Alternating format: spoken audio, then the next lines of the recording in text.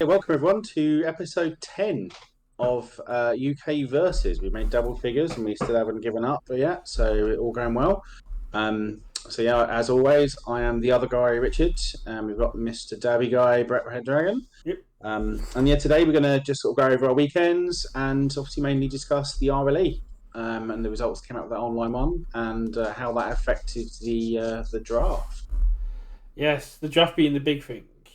Yeah. One of us is very excited about the results of the RLE for the draft. Yeah, no spoilers, could be anyone. But yeah, how was your weekend, Brett? My weekend fairly uneventful. I caught as much of the stream as I could, but my partner was away doing some filming, so I was on solo parenting duty, and it was good weather, so the little man wanted to be out and about all the time. Big shout out to my aunt-in-law who bought Flynn a fossil excavation kit for his birthday last week, and now the living room is just completely covered in white powder while he's trying to dig out all these 15 fossils. Yeah, that's been a lot of fun cleaning that up every single morning after he's gone to school. Yeah, but hey, it keeps him busy and quiet, right? So, Exactly. small mercies and stuff. And you've had a very busy weekend over on your side of the south Yeah. with your big sponsor Mana Game. Well, yeah. I say sponsor. Obviously, they don't actually. They chucked a load of anything, sleeves at you, essentially. yeah. So they're effectively my locals over in Eastbourne. Obviously, I was wearing their kit for the HLC. Went over to that, but yeah, they've been really supportive of me and the boy playing the game. So yeah, and they had a sort of semi-festival sort of convention type thing over in Eastbourne this weekend, over Saturday and Sunday, where they had like magic tournaments, Yu-Gi-Oh tournaments, VR setups, like escape rooms in a box, miniature painting, and yeah, we had My Hero. So I was running a demo table for as much of the weekend as I could, so most of the day Sunday and then some of Saturday. And then on Saturday we also had a PSC where we had 8 people, which are good numbers for down here. We had a bunch of people travel down, so we had Mr. Dan Austin, Steve Paxton, Sam Turner. I think there was a Luke, and yes, I apologise, I can't remember all their names because I'm terrible. It was very interesting hearing like your play-by-play of the demo table and hearing that the new players and the younger players that were coming over to learn about the game, and Yeah. you were chucking packs at a few people. Yeah. And there was some interesting polls from those packs as well, if I remember. Yeah, actually, there were some cracked balls actually. So again, big kudos to Jasco. So they sent, I believe, completely for free, and I think most places, if they want to do a demo kit, they can ask for one. But so the demo kit has a couple of so it's basically set one stuff. So there's a couple of the Deku and Bakugo boxes, a couple of like vinyl proper nice playmats that are equivalent of the playmat, like the paper ones you get in those packs. A box of set one, obviously some promotional material like a poster and stuff like that, and almost like a script for demoing and teaching the game, which is nice. I completely ignored it and just did my own thing. And also a bunch of like demo kit decks. So they're effectively the Deku Bakugo ones from the starter box, but like very cut down versions. It's like 30 cards. Yeah. Probably similar to what they were doing at Gen Con in 2019. Yeah, so I think they're more like tournament, like effectively those cards from the starter decks were just 30 cards, right? Rather than the weird Ultimate Art ones. But yeah, so obviously whenever anyone came down and got a demo with me, I made sure they went away with a paper playmat. They took away a demo deck. They took away a booster of set one, and the shop has a surplus of Plus Ultra 4, so I was giving everyone one of those as well. And yeah, so I think out of like the 10 packs that maybe got opened over the weekend, we had one of the first packs that opened had a bloody Nitro in it. Oof. One guy got an XR Derby. Not Derby, Denki. I was going to say that. It's a hell of a pull from set one. There was a tape swinging one. Nice. There was, as you know, part of my recompense, I got a couple of packs. So I got an XR Star Strike, an XR Recovery Girl's Kiss, and a Dark Shadow Ruin. So, and there's still like most of that box left, so it's a bit of a cracked box. Yeah, it's a pretty decent box. Can't complain about looks. But yeah, so yeah, there was a whole bunch of people that demoed the game and seemed to really like it. Like there was sort of a dad and his two kids, sort of I think sort of teenager kids that seemed to enjoy the game, and they went away with they bought one of the Deku Bakugo boxes. But yeah, there's a few other people that were interested in sat and learn, so that was really good. And like, when I go over and sort of do the locals and stuff at the shop, they said, "Oh, yeah, they might be interested in like learning some more, maybe playing a few games." So, and again, the shop have for the amount of effectively the money I bring into the shop through purchasing the game and stuff is probably very small fry compared to like Magic and Yu-Gi-Oh. Hmm. But they have been very, very supportive, right? They're always happy to sort of let me run stuff through them, and they always get in the Plus Ultra kits, they'll get in the pre-releases, and as long as I'm effectively not losing the money, they're happy to support and try and grow the game as much as possible. So it's really, really good. Oh yeah, that sounds really good to hear. It's pretty much the exact opposite of what's my local Yeah, pretty store. much. Uh, it must be great not to have to travel 2 hours minimum. Yeah. Last Monday, because we didn't do it last Tuesday, we did it last Sunday. Last Monday, I actually went down to play, and I got stuck in an hour of traffic because 3 cars had accidents at 3 different parts of the same motorway.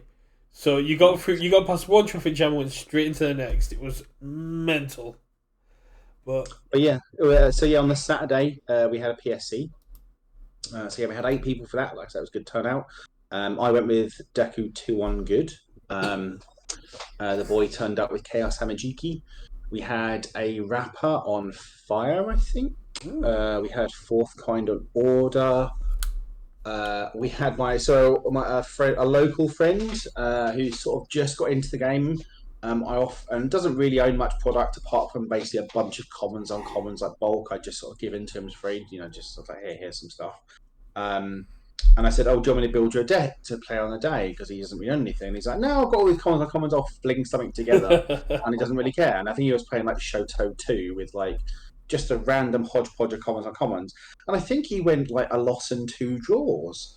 I mean, yeah, you've got the downward glacier punch. You've got Yeah. the one that always deals damage. Sure, too. Yeah, I mean, when it came to the uncommon grounds in the main deck league, the one I won, I played Mm. Shoto 2 with a bunch of commons and uncommons, and yeah, you're very hard to touch. Yeah. It's really What good. else did we have? Yeah, we had Overhaul on Earth. We had in a shocking twist of events, Steve was playing Toro 2. Um, and then what was the other one? Oh, it was Shinzo on Void playing Funny Ooh. Punch. Yeah, so your list? Mine was Deku 2 on good. Yeah, were they playing your Shinzo list? No, it was on Void Oh, rather than on all. Um, interesting. yeah, I think he just got seven-handed out all day and just got beaten up by the six-handers that were Big just running the Virginian damage. Big shout out to Steve Clark. So he's been on Tower 2 for a while, and I think he was genuinely upset he wasn't the first person to win an event with Tower 2. He Yeah. has been on that train for at least a year now.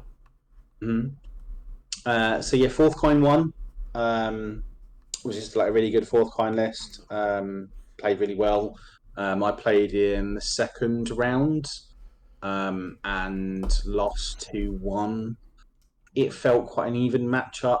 I definitely made a couple of mistakes. Like the second game, I basically forgot that Capture Evil Doers has a form on it, as I had a turn where I had 2 of them, and I think I stole the momentum and then just stole another momentum. Where if I just stole the momentum and then formed, that would have been much better.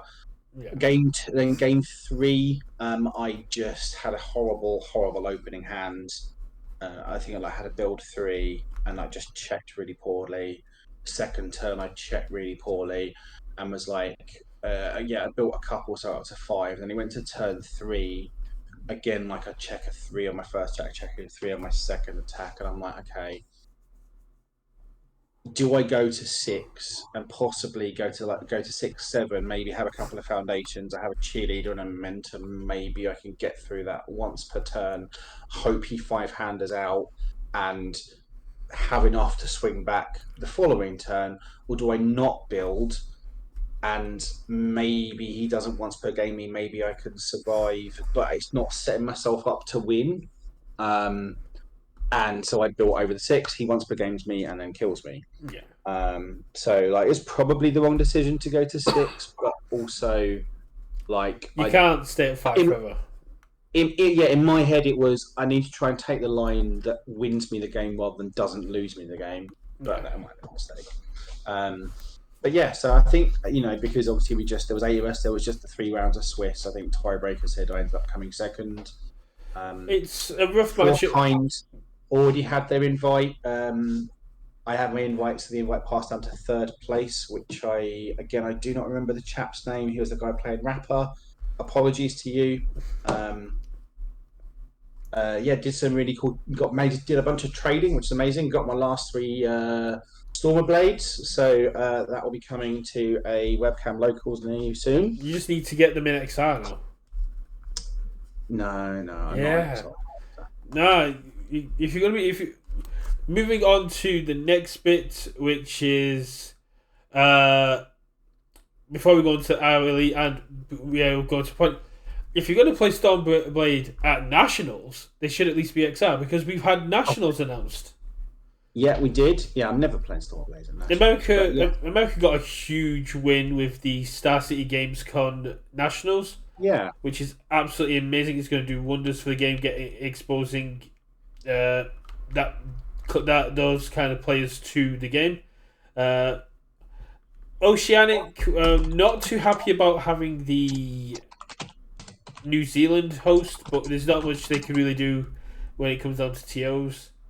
And we got Sheffield again. I know, but I'm trying. The guys over at DMS were immediately like, "We're booking accommodation." I was like, "Don't! It's not at Patriot." They're like, what? It's like, yeah, Patriot are hosting it, but it's not at Patriot. They're looking for a venue. That's why it says venue TBD, because they're currently looking for a venue that can host as many people.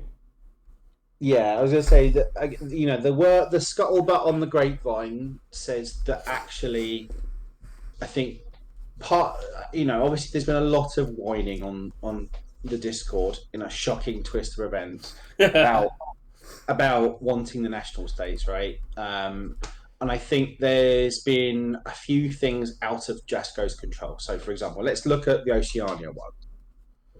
Obviously, it's in New Zealand, I believe. Yes.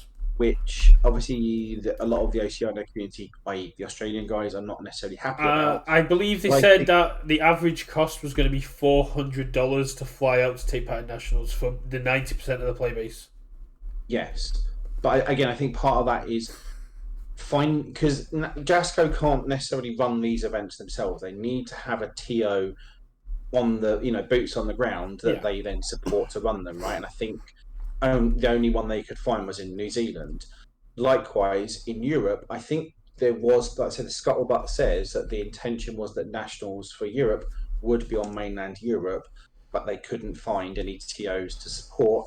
So they went with trusty, reliable, wonderful Sean, who know he's gonna put on a great event, and it's just a case of now Sean needs to find a venue big enough for it. As much as I want mainland Europe to have more events, I am relieved that it's not a mainland nationals because the amount of backlash they got from that from UK players, and the fact that a lot of them don't want to travel that far for them, and RLE is fine, but I think the first in-person nationals should be where the majority of play base is. Maybe next year we could go to Austria with Philip, who current world number 2. That would. It does make a lot of sense because there are decent players out there, but I think it would dramatically hurt how many people showed up for nationals having it out there. Yeah, exactly. Like I get it. I know they want to try and support mainland Europe, but it needs to go both ways, right? They need to have the buy-in from the TOs from there to actually do the logistics side of it. And if they don't get that, and obviously they've got the easy spot of Sean running it, and the majority of the European player base are in the UK. Like it's just almost a no-brainer. And then obviously, in the US, they've got it at Star City Games Con in Dallas, Texas. Obviously, last year in Texas it was a great event, and just having one of our premier events at this big card game convention where you've got these other big card game tournaments, i.e., our market audience, right? Yeah. To try and drag people into the game, having this big premier event there, with their streaming and their advertising and their tie-ins and stuff. It might not be the kind of golden ticket, as it were, but it's certainly not bad, right? It's Just certainly going to get getting just net getting positive. the game more advertising among the Magic community, among the Flesh and Blood community that will be taking part in SCG Con. Yeah. Because they'll just be wondering when they convention to see this game. It's like, oh, cool.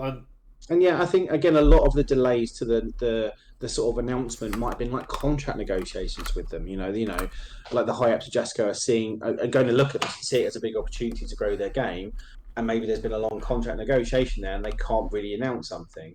So but yeah, I mean, it's great we've got dates. I get that, and I know you hate the complaining on Discord, but I am one of the people that was very annoyed to get that email and just see October 2023. It's like I'd have much rather got this email a week later and had the date on the email. Yeah, and again, I think the announcement was rushed, and I think the announcement was rushed because of the whining, right? But I don't think they necessarily intended to announce it on that day. But I think it got sped through. That's my gut feeling, is that it got sped through, but we'll never know. But yeah, unfortunately for the PSC at the weekend, we didn't have the prize kit arrive in time. My understanding, it arrived at the shop this afternoon. So for all those of you who turned up, I will make sure they are sent out ASAP. So yeah, unfortunately, the chap who won didn't get to go away with his bubble girl, but he will get it. Or I might just rob it. But yeah, I'm loving the Bubble Girl. I'm seeing a couple of people complaining on the Facebook about Bubble Girl only being for winners. It's fine. It's fine. Yeah, it's 100% fine. It's meant to be that way. It gives provisionals a little bit more gravitas, and unlike with RLE promos and class reunion, all these ones that people have valid complaints about the fact that that they're only one-time sort of promos.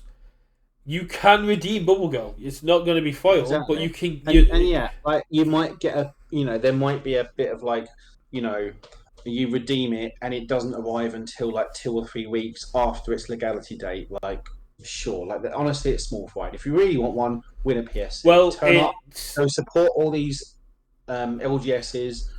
Do your own warrior. Go earn yourself one. That's not going to be an issue because Bubble Girl hits the redemption store on the 1st of September and is legal on the 1st of September. So it just doesn't matter. You'll get them eventually. You might not have it for nationals if you're international, but how many people are playing Bubble Girl at nationals? Yeah, I mean, I don't think she's terrible. No. So, but I don't. I like to refer to her as Midnight Light. Yeah. But yeah, should we move on to the RLE deck lists? Yes. So obviously we had the first RLE of season 2, Webcam. Yeah. And a shocking twist of events that no one saw coming was taken down by Jose Narono. Went King of Swiss again, so I think he's currently undefeated in Webcam events this year. Yeah. Make of that what you want. Yeah, absolutely. The guy's obviously a monster. Unfun player Jose Narono wins unfun RLE. Conspiracy theories go nuts. Yeah, I mean, I've even seen, obviously, because he's had this consistent success of Webcam, right?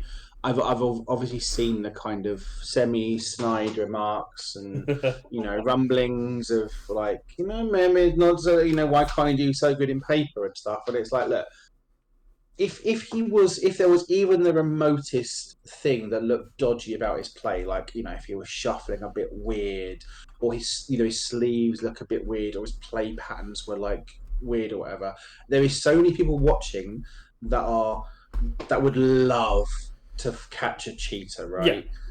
That there's no way he wouldn't have been caught. Big example is one of the things I did manage to catch on their Webcam early is I think it was a Deku 2 that was playing a low blow in a good deck, Yeah, and they checked a low blow, and then the commentator's like, "That's not right," and then the chat's like, "No, that's not right," and then yeah. I think it's Pippa who was judging came in and went, "Yeah, no, that's definitely not right." And then it cuts to the hourly promo screen as they sorted out. But yeah, Yeah, exactly. Like, there's again the amount of focus, the amount of feature matches he's had, the amount of eyes on it.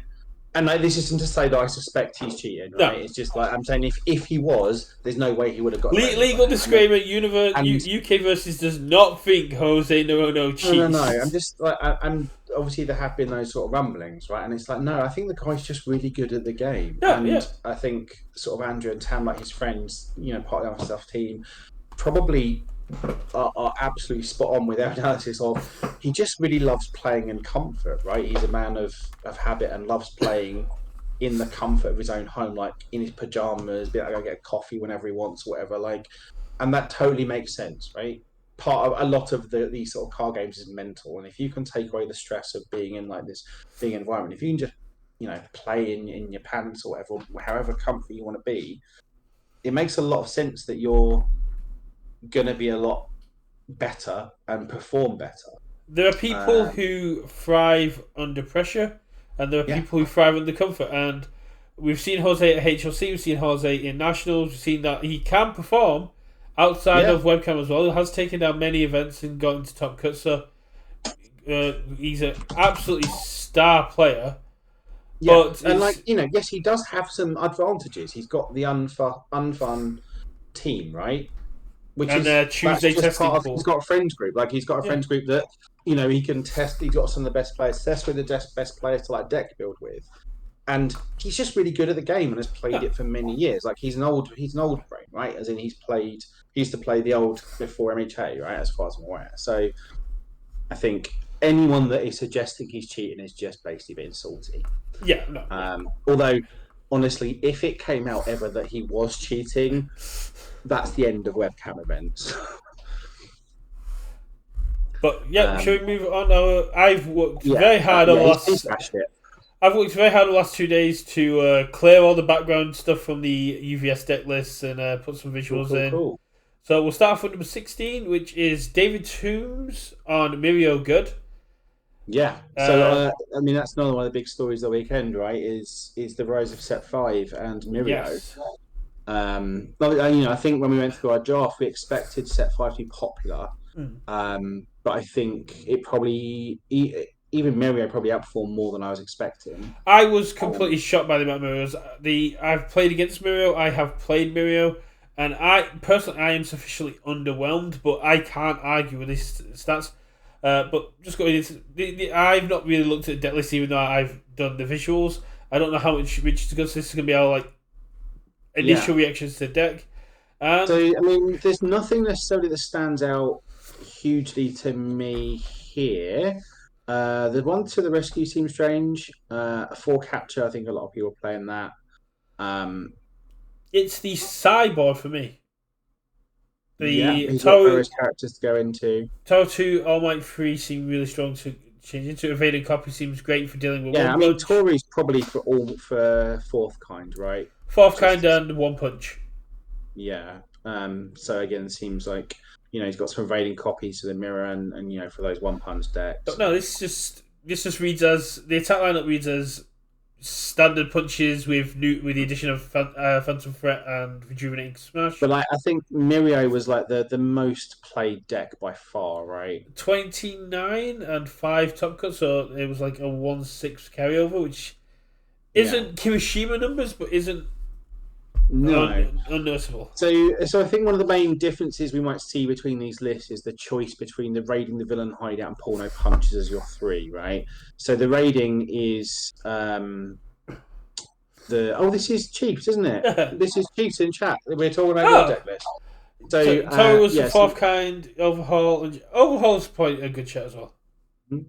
And so obviously the raiding obviously enables that with the rejuve smash.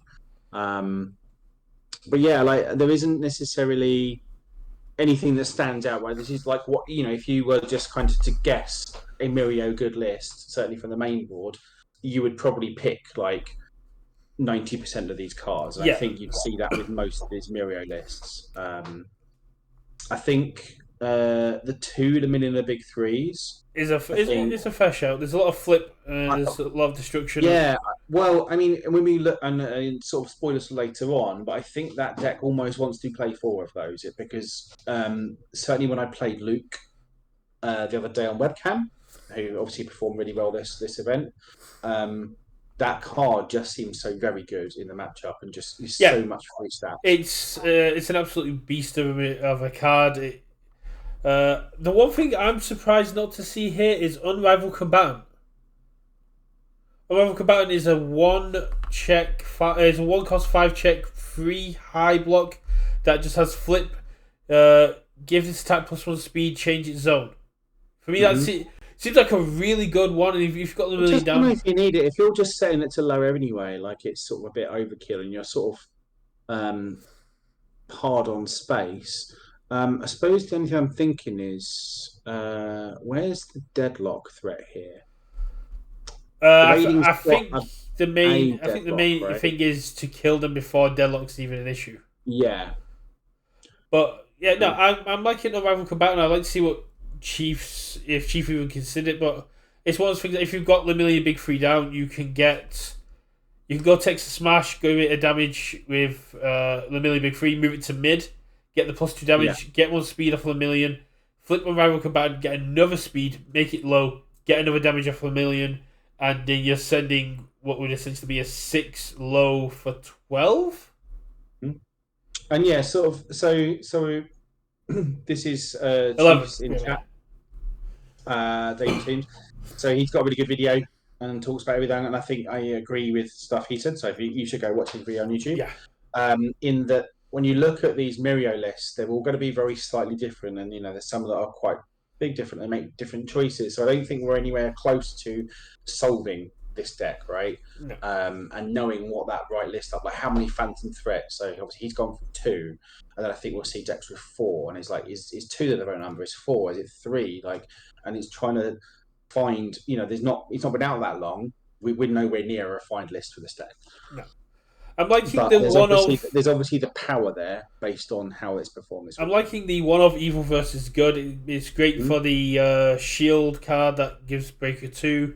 It's great to deal with arrays if they want to try and seal a million a big three or get around.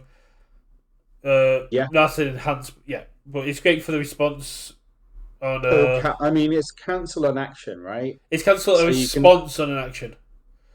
But you can also use it to lose 2 life. Your next attack gets +2 speed and +2 to the check. Yeah. Which means that you can set up essentially a massive. You can set up a massive phantom threat. You can set up a massive.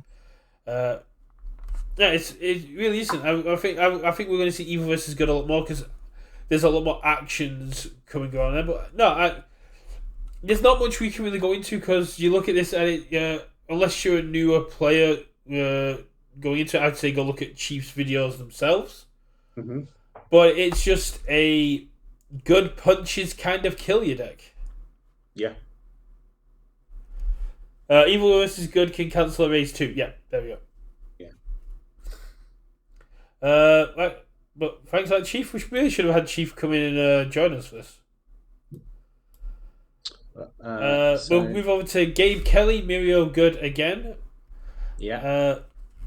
Bit more interesting with a few of the changes here. Yes, he's got more of a split on the porno punches rating. A bit more defensive, looking at the it can't be fixed, keeping everything safe. Nice try. So he's gone for the calorie counters. I'm a big, calorie counter. I think is one of the big winners of the weekend and one of the big definitely winners from set 5. I think it's proved its weight. I was playing a couple in my Deku list at my PSC and was a big fan. It feels like almost like the easiest 2 of in most good punch lists. Like just playing that on a 3 feels so good. I mean, you never want to play it on a 6. But the interesting thing I've seen in this deck compared to Chiefs is the rejuvenate smashes are in the side. There's none in the main. So I think that the big difference is, right, he's not playing. So Chiefs was playing, I think, the full 4 of Raven and Hideout, which is your discard outlet, right? And he's only playing the two, so you're not necessarily he's not necessarily like consistently triggering like the enhance on it. And if you're not triggering the enhance on it, like it's good, but it's like, is it great? Do I actually want to play in it? Um, so yeah, I think it maybe something is you want matchup dependent for that draw two, gain two. But I can certainly see it not necessarily being like the main thing you want to play in Mirio, right? No. Without that discard outlet. So that's why he's playing the things like the I think I like this. No offense to Chiefs, and I like this attack lineup a little bit more. It seems a bit more diverse. Cali Counter is, like you said, an absolutely amazing standout card. I've got an XR. I'm trying to shift, but apparently no one wants to trade $40 worth of card. But yeah, and you got Phantom Cross that wasn't in Chiefs list. No, well. Phantom Cross is that like the pseudo funny punch one that gains stats for each one of a sim of a... Yes, I'm for each other one. It's each other one which I need to have a word with a local about because he told me it was he played it with it itself, but Phantom Cross. So yeah, Phantom Cross is the one where you name a zone and you get plus 2 damage for each. Each other. Yeah, I mean that's the card I was toying with in Deku too, because like punches are, unless you're playing chop, they're just all mids or they're all highs, right? Yeah. So I think it's I never got around to actually playing any, but it's something I was toying with testing in it. So I'd be curious how he found it over the course of the weekend. Because back alleys are mid, jabs are mid, Texas are high, Valiant's are mid, Calibre counts are mid. So that's one of the mid. Well, that's one of the great things about Phantom Threats are mid. That's one of the great things about Mirio is the ability to move them around. But I think a lot of players get into this habit of always calling low, and it makes it a lot easier to predict. It's the Zero 1 problem of there's not many breaker blocks on low, so I always call low. So you're always holding like 2 low blocks and then one of each to get through. No, Adam, you haven't missed the number yet, and we've got Chief saying that they're enjoying the other Mirio lists to steal ideas. Yeah, that's one of the good things about deck list checking. Unfortunately, I don't get to do that because I only play characters that top if I play them, so I don't get to steal other people's idea. Yeah. So obviously, like I said, we had 5 of these Mirios top cut, but I believe only one made it through into top 8. I think 4 of them made it to top 4, didn't they? What's that? I think they made it to top 4, didn't they? Yeah, but I think 4 of those 5 didn't make it past that first round. So it's a bit of a drop off. It's kind of like what we saw towards the end of last season before Ojo got nerfed, where Ojo was making the top cut, but people were so prepared for him now that we saw the drop off immediately in the top 16. It's similar. I like the main deck cheerleaders here actually. Yeah, Chief had some cheerleaders as well. Yeah, I think this one's a bit more defensive wise, but I like the male bonding for the off, allowing you to get some builds. It seems to be a case of it punishes your opponent for trying to slow you down, and it's punishing for blocking. It seems to just be a case of you can try and play your game, but I am going to make it very difficult for you to deal with me. And like I said, again, we see the 4x capture evildoers, right? Yeah, that's going to be a staple. And it will never get banned because there's a promo, and we all know that Jasco don't ban cards that have promos. And it's doesn't need banning. Honestly. No, people need to get off the bandwagon.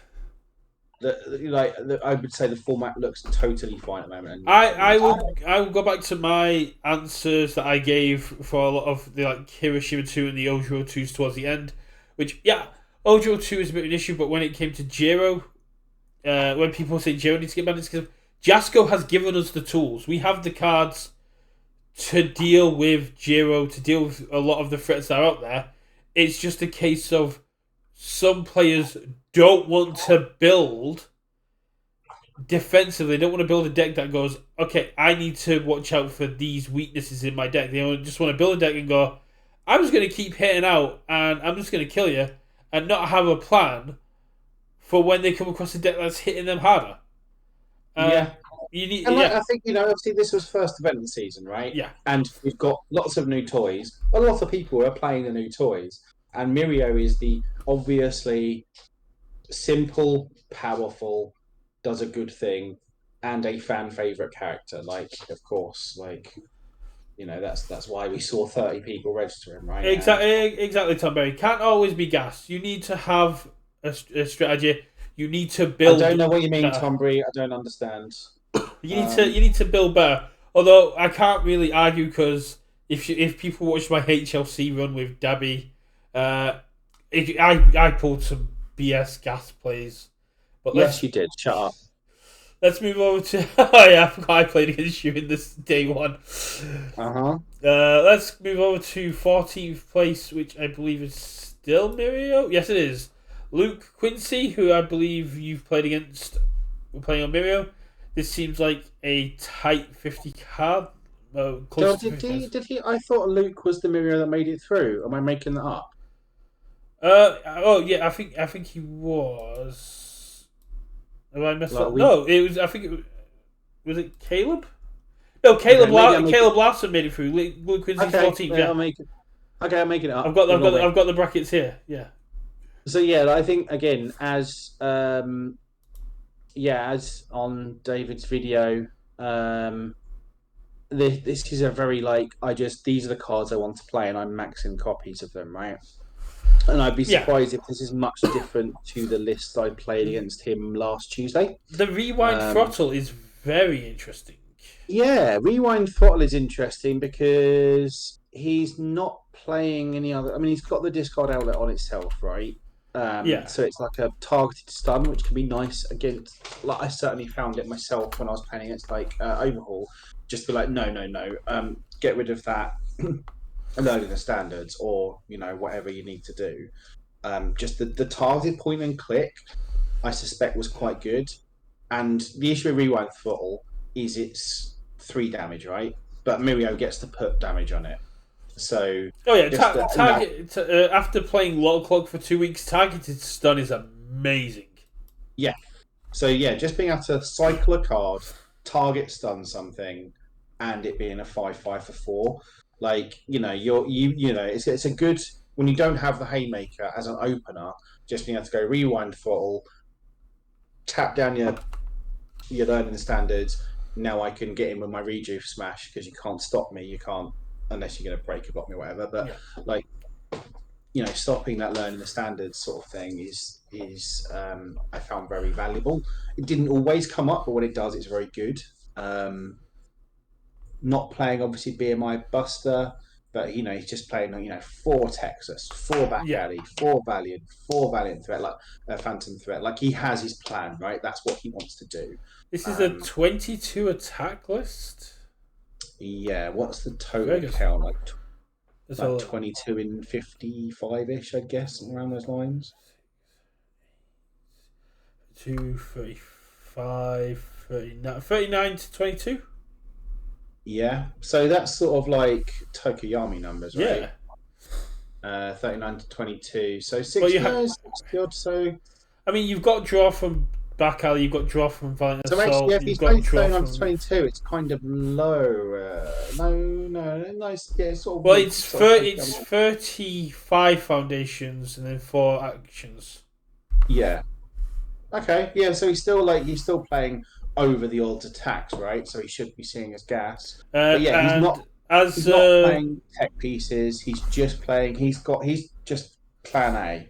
Yeah. As David pointed out as well, you've got the nothing in this deck is less than a 2 of, apart from the Taiyaki in this sideboard and the UKVersus is good. The plus ultra in the sideboard just purely for defense. Yeah. Again, just to say whatever this is, I'm blocking it. Yeah. The only thing I don't like is the no lost in thoughts. I'm very high on that card. Yeah. But again, it's a sort of pseudo defensive card, right?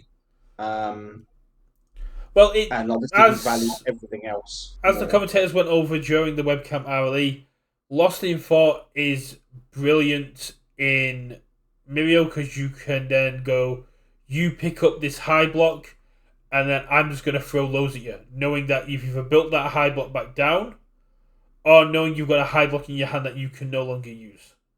Yeah. And like, new training method is the slot for Lost in Thought, right? So he's obviously valuing what new training method is doing a lot more than what Lost in Thought is doing. The guy made top 16 at RLE. I'm not going to Yeah, no, can't. That's what but like Lost in Thought is just, if I'm playing good, it's always a card I want to find at least 2 copies of. we do not claim to be good at this game. We do No. not know how we made it to the world stage. Exactly. But Like, for me, like, if I was like to take this list myself, I would say, right, I'd trim a copy of Lemillion and a copy of New Training Method, and I'd put 2 Lost in Thoughts in and go from there. if I was going to take this list, I'd immediately scrap all these good cards, change to Chaos, and put in 4 Pillar Swings. Yeah, I know. And that's where I start. Yeah. But yeah, no, again, like, it's a very focused list. Very, like, he knows what he's doing. He knows what he wants to do. And he beat the pants off of me when we played. So, Right, let's move on to something a bit more interesting, which is Travis Tangeman on Overhaul Earth. Yeah, so we've seen both of our starter deck characters make top 16. Which is a first. I don't think. I mean, obviously, Bakugo won. Bakugo one, I don't think made it top cut in a while. One got a top cut eventually, but like they never got at the same time. I think they were outpaced by Endeavour 2 eventually did. Eraser 2 eventually did. But I think this is the first time they've both been in the same top cut at the same time. Maybe. All Might and an All for One. I don't think All Might and an All for One have made any top cuts yet. No. I mean, the All Might never will. All for One, I hope would. For the sake of my draft. MMM suggestion for Bromley, which is to have you a starter deck, a character as your starter, and then just build your deck around that. There you go. No, because I'll just pick the good ones, and they're not the bad ones. Just won't see any decks, and it'll be very boring. It's not meant to be. It's not meant to be entertaining. It gives money on the line. Yeah. But let's take a look at the list. I'm loving the talented bakers off the straight away. Yeah. So yeah, he's playing an Earth Punches list. Talented bakers are good. Fairly straightforward to trigger. So he's got the rapid punches to trigger them. He's got the back alleys to trigger them. Chivalrous. Prehensile tail got some decent effects. Petty Squabble as a one-off means that it's not. Yeah, because quite often you don't really want to be committing your character, right? You want to be doing the things on it. But at the same time, Terror is an interesting one. If you can play your entire hand out as Overhaul, use your ability to block with the first one, or say you've got one card hand, block with it, use your ability, and if they keep going, you can then commit Overhaul because he's not doing anything at that point. Mm-hmm. Yeah, exactly. So like a one-off for that situation is totally fine, right? Yeah. He's got the 4 pull-no punches, so he wants to play a longer game and says you're not allowed to because I've got 4 pull-no punches. Tetra Terror. I'd be curious how he felt that card worked. I'm not really huge on Tetra Terror. But other than that, like 3 chops is nice. There's like those breaker blocks you can pick up from your stage, rebuild them down. I mean, if the Tetra Terror hits, it's picking up a chop, a frenzy, or a rapid punches, which seems really good. Yeah, but it's getting to hit, right? It's Earth. It doesn't do speed. Yeah, but if you can look at the chop, the back alley, the hand jab, you build the Tetra Terror down on your first enhance, and you don't play it to like 3 or 4 attacks in. The chances of them blocking an attack that's got that kind of speed is going to be very low, and you can pull the punches, shove one in the momentum, and then use its echo, and they still have this high speed attack coming in. Yeah, but I'd be curious how he found that worked. I like the karate chops in the side, even though obviously we're not Ojiro. Karate chops something I've certainly considered in lists just as a momentum hate, right? That has at least stun 1, possibly like stun 2 or stun 3, and also hates momentum. I like the Nomu and the sideboard. I think that's definitely a good one to have. Overhaul again, can it's get just like says, okay, these big aggressive decks that are trying to fling these big haymakers, unknown me, bitches, as we'll get to later. I feel like Um, this was a Endeavor 2 list at one point that was like, oh, but Overhaul does it better but because it's that same kind of Kirishima 2 as Chiefs are saying. Like Kirishima 2, Endeavor 2, like whatever Earth package, but it's just got those bits of like overhaul tech. yeah, Like he's playing the three prehensile tail as even more like momentum hate, like yeah, and it's got a good deadlock ability because giving one of these things throw would be absolutely Oh yeah, insane. yeah. Again, he's Uh, got four corner punches, three prehensile tail. You're not allowed to the go into deadlock. the internship with Best Genius is an interesting one for me. I'd love to know how many times he actually fired that off because I know rescuing Bakugo is still a thing out there because the flipping is Yeah, still a but again, like it's just fodder, right? It's yeah. just spam. It's just spam with a vaguely useful ability that he doesn't care about just flipping down for +2 heal one, Yeah, right? Like you don't want to be flipping your porno punches or like your snack time and stuff. So just having that's fodder that what's you been. don't care about is always useful. Yeah, sorry. I was looking at the list and I was like, "There's something bugging me that's missing here," and it's quick to act. Yeah, There's no quick to act, and I think that's just because I think personally, I think that's because Travis like I'm never going to be below half my health for long because I'm going to be hitting. But yeah, yeah, if going in under the guise of yeah. He what, wants something that does something now rather than might do something later. but You know. I would happily swap internship with Best Genius with quick to act. Hmm.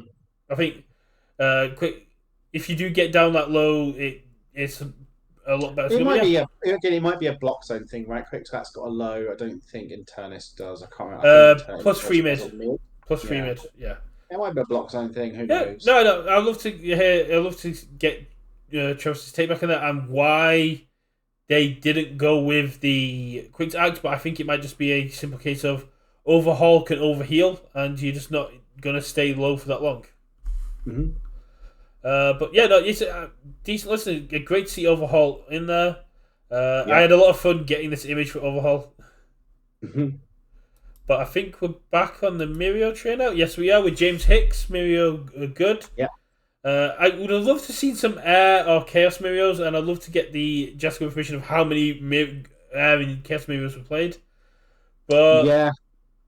But it's just good, so obvious, right? ooh, Is the problem. this has got a little bit more, not really spice, but more of a little tingle with the heroic strikes over Yeah. some of the other cards we've seen. We've got no Phantom threats. It might just be that they didn't have any, but Yeah, they might not have had any.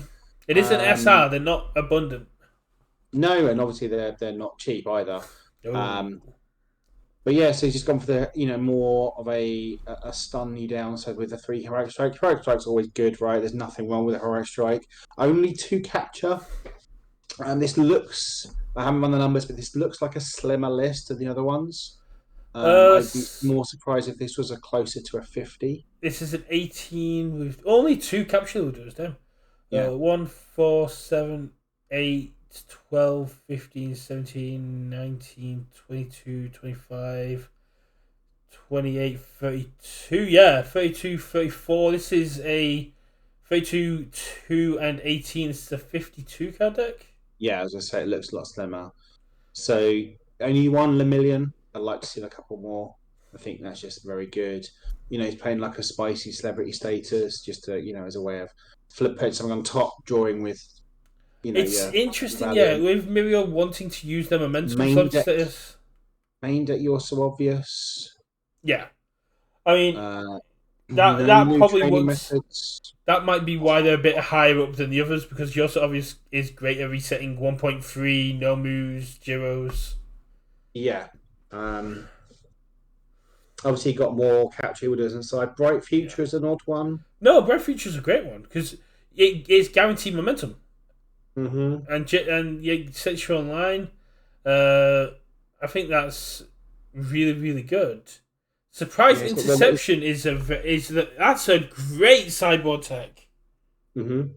Yeah, again for the mirror, just says no, your phantom threat does not go into the sideboard into your momentum. And for Jiro, just going, this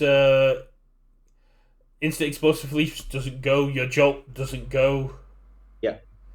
Lost Yeah, in lost in the in the side. side. Yeah. Again, it's probably just the space thing because it's a much more slimmer list.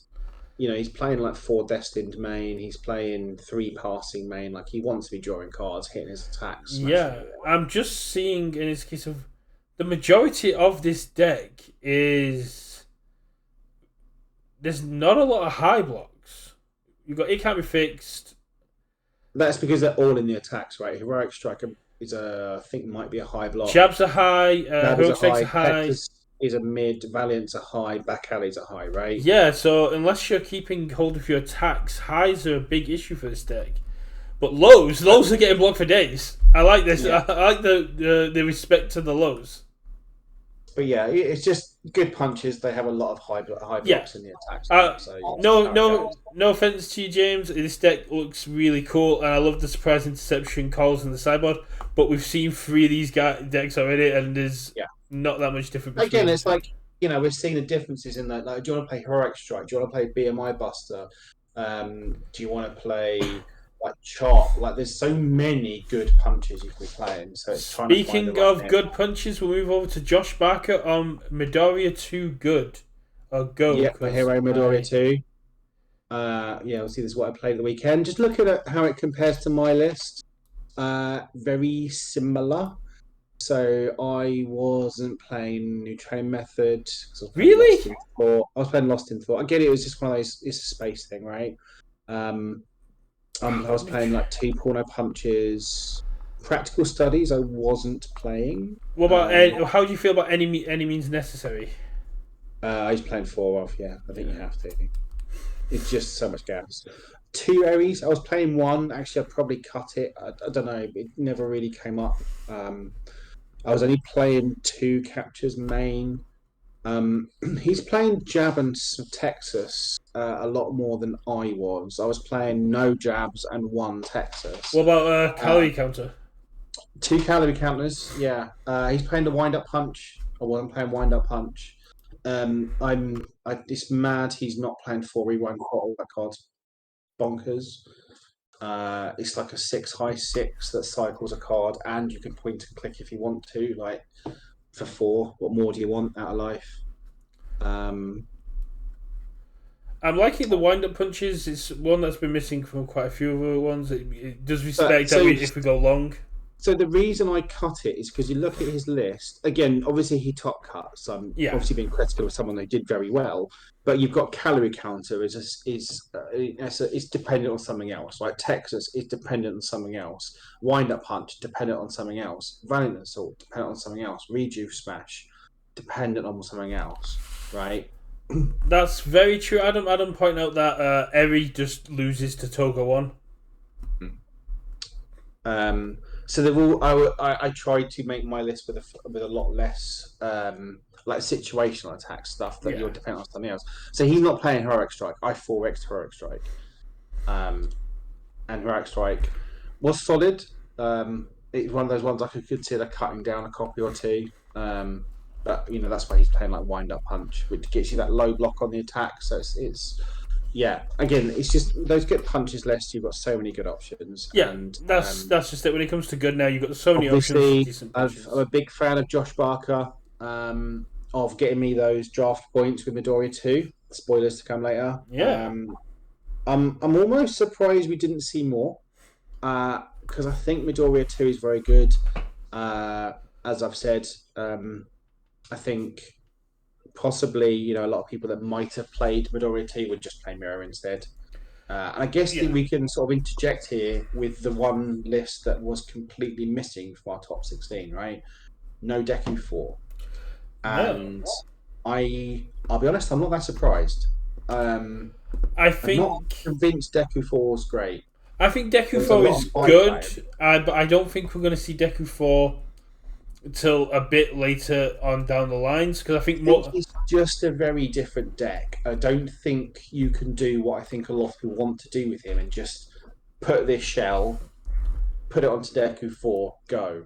I don't think he plays that way. I I think think it's he plays a a much I different think game. it's a reps matter situation. Andrew, who won the Southampton provisional, went completely undefeated during the Southampton provisional last week. No, the week before last.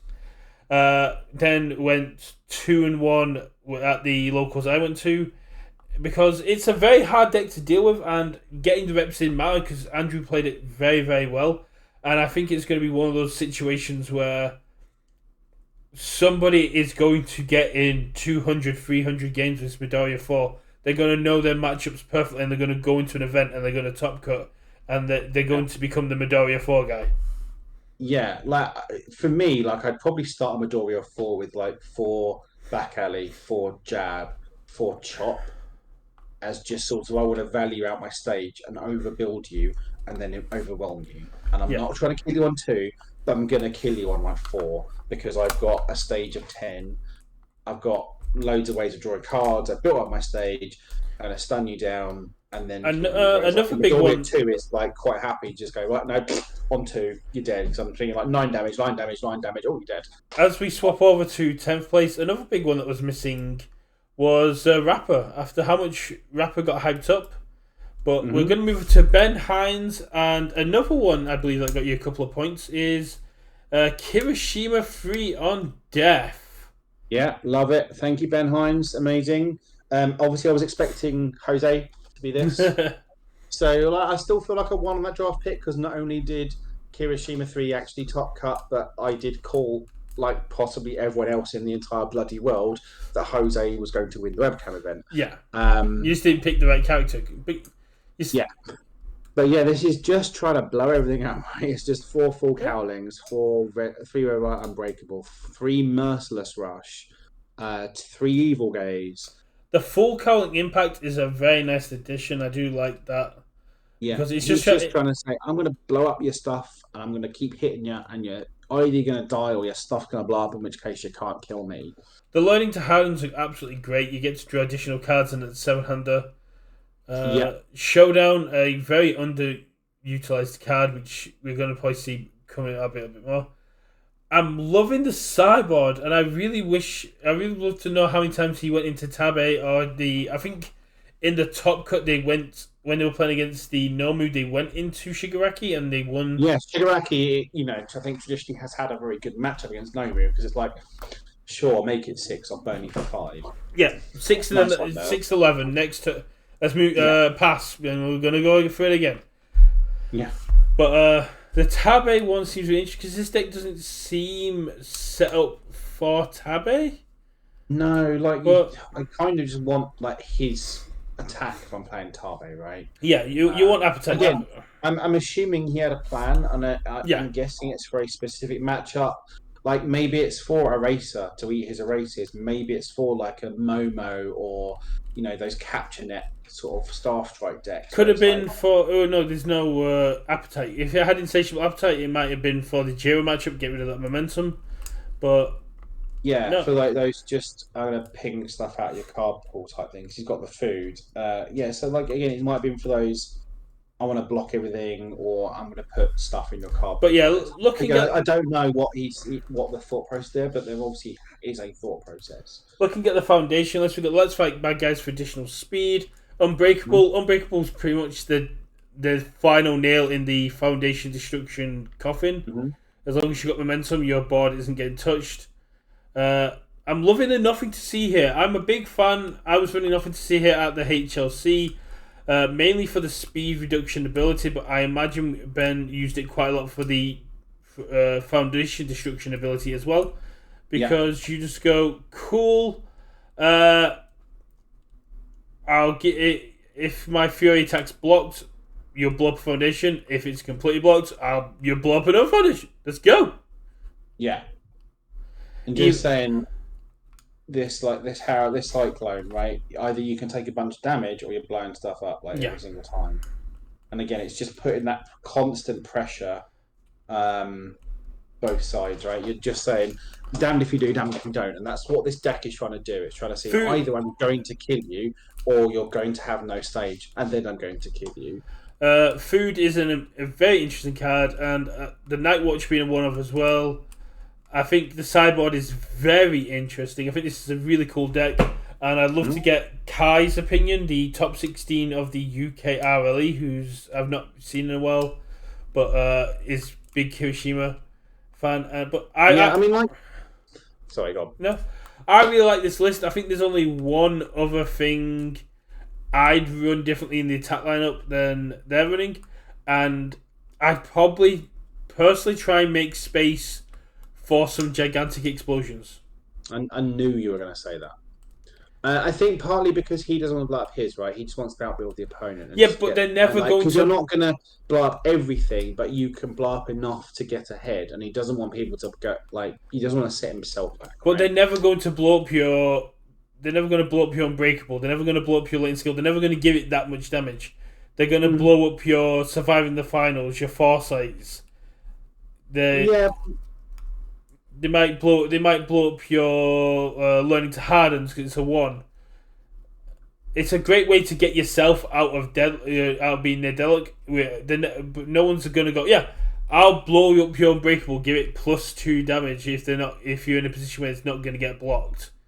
But being able to destroy 2 of your opponent's foundations is a great thing to have.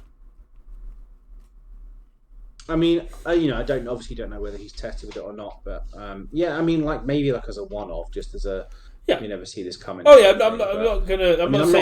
I'm not really a huge Kirishima 3 fan, but it's really cool to see him get up there, and that's like, out of what number is this? This is number 10. He plays 10. So out of that's 7 so far. We've seen like what 4, 5. We've set 5 characters. We've seen 4 Mirio. Is it 4 Mirios, 1 Overhaul, and this, and then there's been a Deku on top. A Deku and a Nomu. Oh no, we haven't got Nomu. It's just like it's again just a real big success story for step 5, right?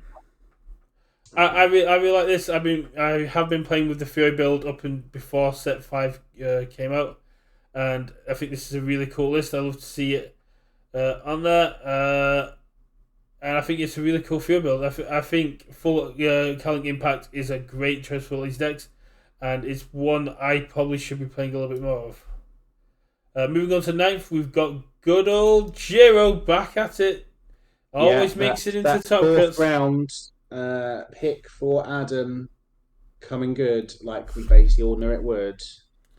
This is obviously doing the old Future is now Cannon Blast. This is one we've not seen too much of this side of the pond because we've not had Class Reunion that long. But Future is now Staff Strike deck with decent foundation build up. Yeah, and like the guy must have played like a demon because a lot of people are coming prepared for this stuff, right? They're playing evading copies, they're playing plus ultras, they're playing You're So Obvious, they're playing all the resets for Futures now. So, he's only got like the one Taiki main to sort of try and deal with that. But yeah, he's got. I do love. One of the most interesting part of this list is the Momo in the side. Actually, I like that. For me, it's the Final Smash. This is the first Final Smash we've seen.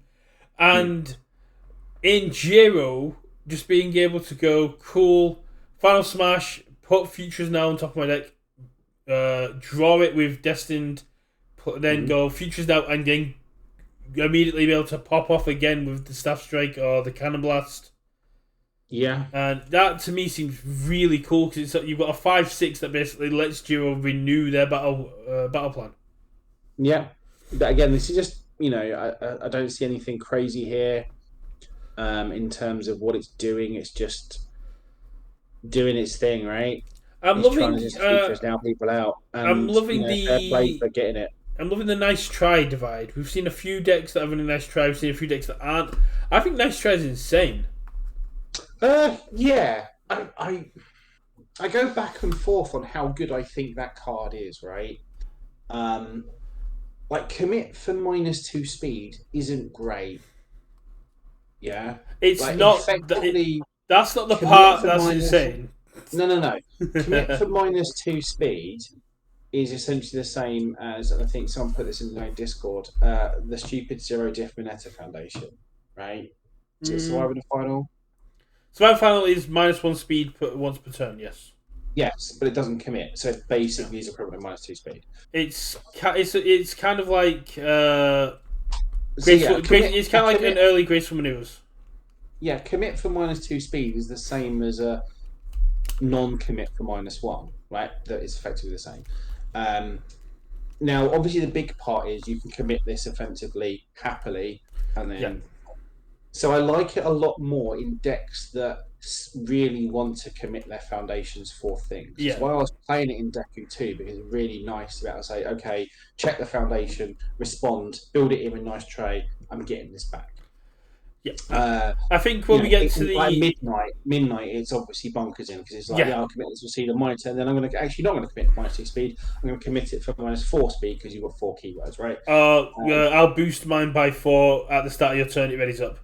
But Yeah, when we get to the All Might 3 list, I will be heavily surprised if we don't see 4 nice trades in that. yeah. Again, All Might 3, it's perfect for there, but I Yeah. think it's very good as a uncommit it, but you want to be. I think what's the word? Assertive, right? You want Yeah. to be to make use of nice try the best. You want to be flinging fists, right? You want to be in a situation where you are trying to fling 2, 3, 4 attacks, therefore are committing stuff, and therefore get the benefit of that uncommittal, or else there's other It's things you for can pay me. that slot. It's having a foundation that I am not in any way upset that I have to commit. Yeah, you just want to have reasons to commit it, Yeah. right? So, yeah, no, I like nice try. Nice try with rescue completed as well. Being able to commit it in my turn to give an attack +1 speed and knowing it's going to ready back up is great as Yeah, well. exactly. Like, again, it's just having reasons to do that, and I Yeah. do wonder whether maybe in this list, like a more 3-3 split between this and specialist, or like a 4 specialist, I like might have been think better. I don't know. Cannon Blast a 4 is perfect because if you get all 4 out, Cannon Blast's effects are essentially free. Yeah, again, I missed Cannon Blast. Cannon Blast is a reason Yeah. to have nice try, right? Yeah, exactly. Nice try. Excise the rarest card in the station. No, Deadbolt. I know someone who has seen an XR nice try. They refuse to give me the picture of it, but apparently they own one. I have not met I've met one person who claims to have met one, but cannot back it up in any kind of verifiable way. I have not even heard any inklings about a Deadbolt XR. I don't want to play them. I just don't want them played against me. I'm going full Kyber mode on this. So we're now at the halfway point. Let's move on to number 8, which is Mitchell. I'm not gonna try and pronounce that surname. Janowick, Janowick on Overhaul Earth. This is a I would say huge like list. Janovich, maybe. I don't know. Janovich, yeah, Janovich, but Mitchell Janovich. I do apologize if we butchered that, but hopefully you weren't too offended. This is an absolutely huge list. I love it. Yeah, just big ass overhaul list on Earth. Some nice. Less, so it's not really punches. It's sort of Earth good stuff, right? So it's It's playing like yeah, naval laser beams, and like it's got that few throws. It's got the overhead yeah. The reversal, throws with the heal aggro aspect's good. roundup, and the creeping vine eruption. So it's like a semi throverhaul list. Maximum hardening is a very interesting card. We didn't see Yeah, that. again, maybe as a okay, beginning my turn, give everything +2, make like fling 3 throws at you, right? Um, I Again, the thing that came up, on again stealing stuff from David's video is I saw this happen on the stream, is the energy suctions. yes, The energy suctions with the throw seems very good, just to and you're healing one every time, so it's like, okay, you've just done me 10 on my turn. I'll play an energy suction. I'll then play a throw, flip a thing, gain 2, play another throw, flip a thing, gain another 2, and it's all of a sudden it's like I've undone your turn.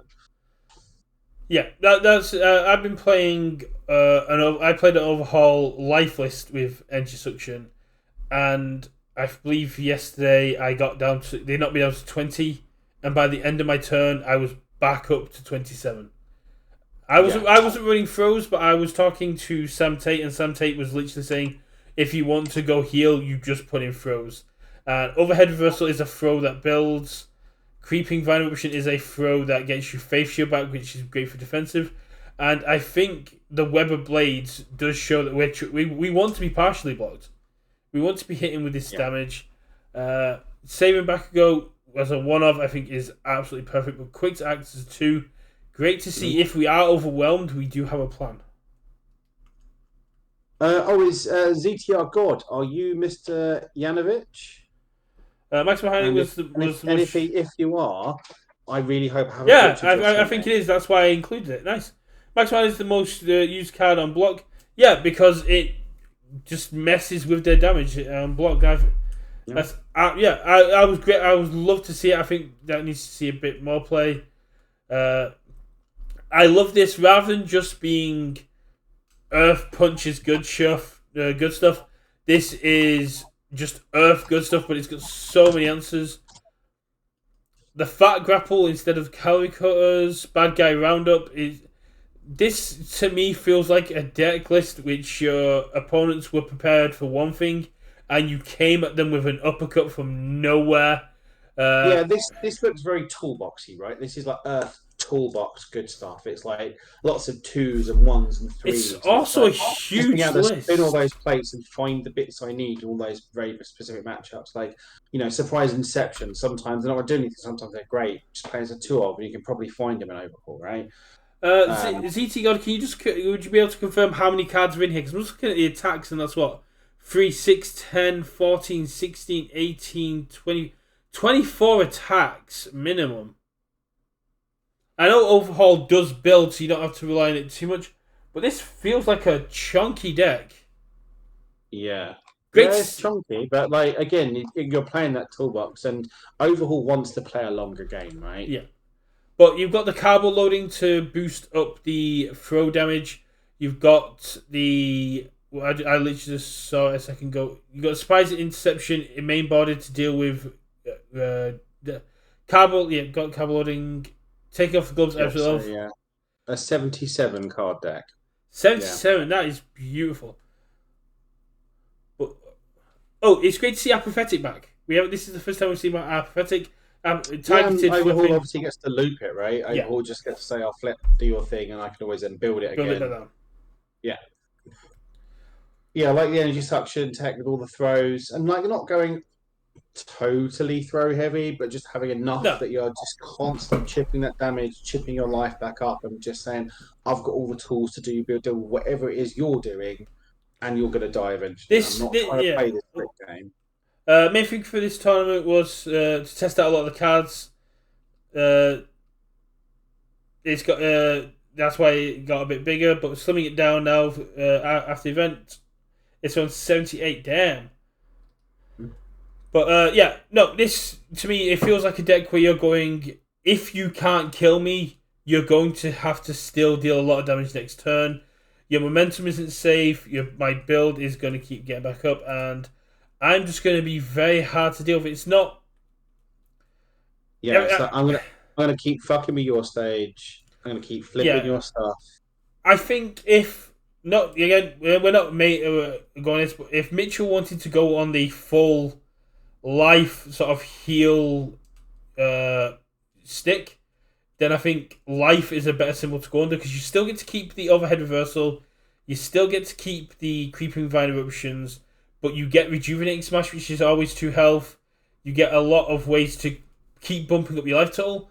This to me feels like a great middle ground of overhaul heal and overhaul damage, where you're going, I can heal when I need to, but I probably don't have to because you're already dead. Yeah. I can heal back up and I can keep myself alive, which you can't do, and hopefully you can die. I would hate to see this go up against Recovery Girl. Oh, it'd just be the slowest. We'd be there for so long. Yeah. Oh no, Oh, just no. before while at the halfway point, and seeing as we've got some of the top 16 players in here, talking to Chief, talking to CT, talking to Alexander. If you were one of the top 16, I apologize if you were and we've missed you out. How did you feel about the deck list reveal? Because immediately after Swiss, those decks were available, so you could go away and you could prepare for your matchup in the top 16. And how much of an impact do you think that made to your top 16 games compared to previous events? But Yeah, so as Mitch was saying in chat, like the apathetic and seizing, mostly there to sort of basically turn off any deadlock threats and foundations, right? Because yeah, there isn't too many attacks that have deadlocks, right? Seizing is the big one, and obviously you just need to respect that if your opponent's playing seizing. But like outside of that, I can't think of many attack deadlocks that I care about too much. uh, I can think of a few, but they're on bad cards that you don't play, so don't worry about Exactly. it. Like Ice Storm has one that isn't embarrassing, but it's not something I care about not going into You've deadlock got for. the Shoto down punch that gains stun free on a deadlock. Yeah, I You've mean, but again, it's you just like what stuff's actually seeing play that has you've deadlock we care got about. double Like, jab pummel that's got +5. yeah, but no self-respect in player. You've got the Deku 4 attack that's got lose one life, commit a foundation, flip a foundation, destroy a foundation. Yeah, but again, that doesn't see play. Piercing Needle's got the Piercing stun stun three. 3. Doesn't see play. Like again, all these Ice attacks Storm. don't Ice see Storm play. +2 speed. Speed can't be reduced. Yep, doesn't really see that much play at the moment. Like We've had one event. You can't say what sees play. You could just even looking back previous seasons, right? Ice Storm Ice Storm is consistently seeing a lot of play on its symbols. It's just this event, no one's playing those symbols. Yeah, and going back to your previous question, Brett. Yeah. So Caleb, who came top four in Mirio, and we'll get to your deck eventually, buddy. Yep. Yeah, apparently getting to see all the block zones in the opponent's deck was actually disgusting. Apparently, Yeah. No, that makes a lot of yeah, sense. and the deck that's preying on block zones, being able to see, okay, you're only playing 10 low blocks. Well, I guess I'm calling low. That Or, well, no, you've loaded up on lows. And you sold out a bit on highs, well, I guess I'm calling high. Or that was I'm gonna look for your the discard pile, and all those foundations you built have got high blocks on them. Cool, I'm calling high. That sort of thing. that was my first question when we looked at Jose's list on the Sunday, wasn't it? It's case of how has he gone King of Swiss with only 14 low blocks? That was my initial first. Like, oh, that's amazing. But yeah, Probably dodge Mirio. that makes perfect sense, Caleb, because you, especially in webcam, as soon as your game's done, you can pull up the 2 deck lists that you're going to be going up against next, and you can be like, okay, if I go against this person, I need to call this zone mainly, and if I go against this person, I need to call this zone mainly, which is a big advantage over in-person play, because they're not going to let you sit there and just have print-offs of your opponent's deck lists, and you can just... they might do. I'll speak to Murray, because if that's the case, I might bring a printer to the RLE, and if I make top 16, I might just print out all other 15 people's decks and be like, yeah, I'm just going to sit here on my research. As long as you're not mid-game, I don't No, think there's any reason that's not it. to. It's like as soon as my game's over, it's like, okay, I'll be up against It's no Richard. different than look on your phone, right? So Yeah, it's like I might be up against Richard or Nathan next. I'm just going to go sit over in this corner. I'm going to go look at study their deck list for the next hour. You've probably seen my attacks go high, punish high blocks. Yeah, no, that's... You have the right between rounds to study. Yeah! Nerd! I'm going to bring glasses and everything. I'm going to... But yeah, Mitchell, absolutely love this deck. Overhaul is on my short list. No, it wasn't, but it was Mina 1. But Overhaul is quickly taking her place as being on my test list. Because who doesn't want to live forever? Exactly. And I wonder how Overhaul kind of goes from here, right? Does he move towards the life with more time to get the kind of practice and reps in, or do we stay on Earth? No, I think it doesn't matter. Life or Earth are both going to be insane, and I think September is the Overhaul meta because maximum Overhaul is nuts. Well, I think it's more a case of with life, it's when someone gets the 100% repeated build right, is that end up better than her? Shh. Earth feels like Stop, it's probably more stop giving away my consistent. tech. The deck I was playing yesterday was literally energy suction, rejuvenating, setup strike, player face down, repeating, ready up my board. Come at me, bro. Or on overhaul. Yeah, Yeah, but that's the thing everyone's thought of. It's yeah. not like your super secret tech. It is my super secret tech. So, You've got to remember, I didn't realize you could draw off rejuvenating smash until yesterday. I'm a little bit behind everybody else in this matter. I've been looking too much at chaos for far too long.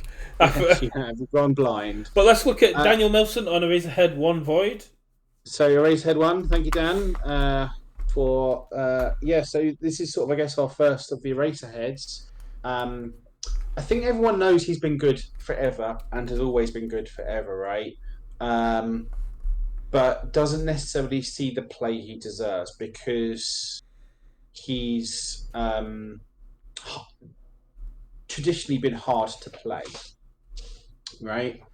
And been thought of as a really complex deck. And if you make one mistake, you're dead, but can be anyone. And I think what he got now in this set is the ability to say, I don't need to play this defensive deck like game and like last for 17 turns, build a stage of 20, and then when I decide I'm going to kill you, it's like a oh wait, did you forget that I can now kill you on turn two because I give you 2 speed and everything for free, and all my attacks hit for 1 billion, and I draw loads of cards off rejuice smash and rewind throttle and jab and 100% smash, then ready my board, and then I'll keep going.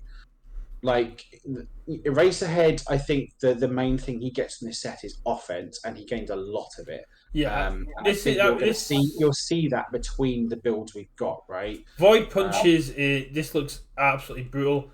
I'm just hmm. looking at barrier shield and just like trying not to have a mental breakdown Yeah, it's over. just like again, he's just saying, I'm going to end your turn. You're going to attack me on two. I'm going to end your turn, and then I'm going to kill you. So Or make I will. Or if you don't, if you respect the break of three, sure, I'll then maybe poke you a bit and build out. And then the moment you decide you're going to try and push through that break of three, and I swing back and kill you. yeah, you got Um, barrier shield. Make your speed 0. Now it's -2. Block without having to commit anything, and you've now got breaker free attached. yeah. That's Again, he just got loads of tools. Avoid punches is very real on Eraser now. Um, and yeah, you look at if you look at the list of foundations, like a fourth spooky. fruit of our labours is interesting. That might just be a low block Yeah, thing. Mediator tape for Forceback, an interesting one of Contempt for Heroes is an interesting one. Sense fulfill of my Justice is duties is a good. very interesting one. Yeah, like Confused just to remove a throw or whatever is good. Spooky's obviously a staple. Night Watch is a staple. Lineage. Unbreakable is a good one. Fill My Dues is a nice little spicy. Actually, let's just end this step. Um, Hold Hostage is an interesting one. No one's really playing that card. I wonder how that would play out. I know there's quite a few people playing Hold Hostage at the minute, mainly sideboarded.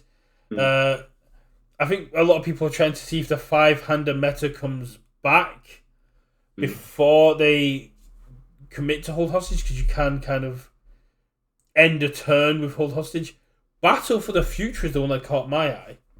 Yeah, again, just that hand trap decoy duplicate. Oh no, you've made this too fast, or you're gonna do something crazy with this that I can't deal with. Just as a get out of jail free card, right?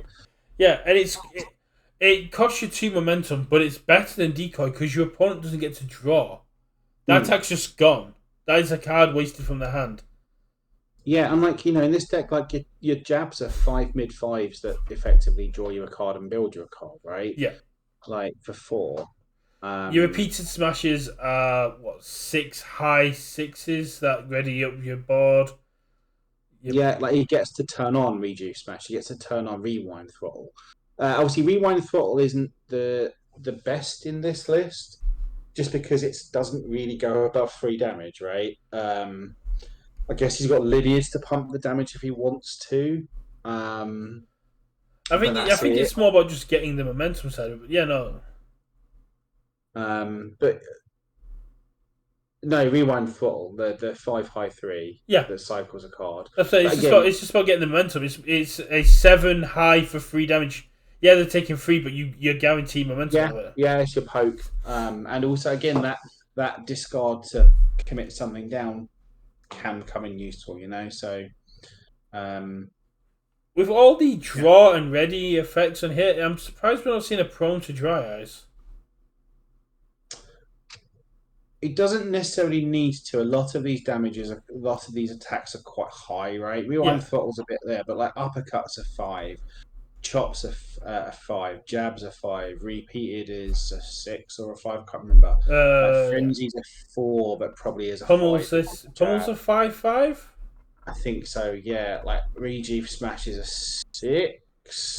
Uh, so like I don't think it's lacking for damage if it can string out and get to No, that point.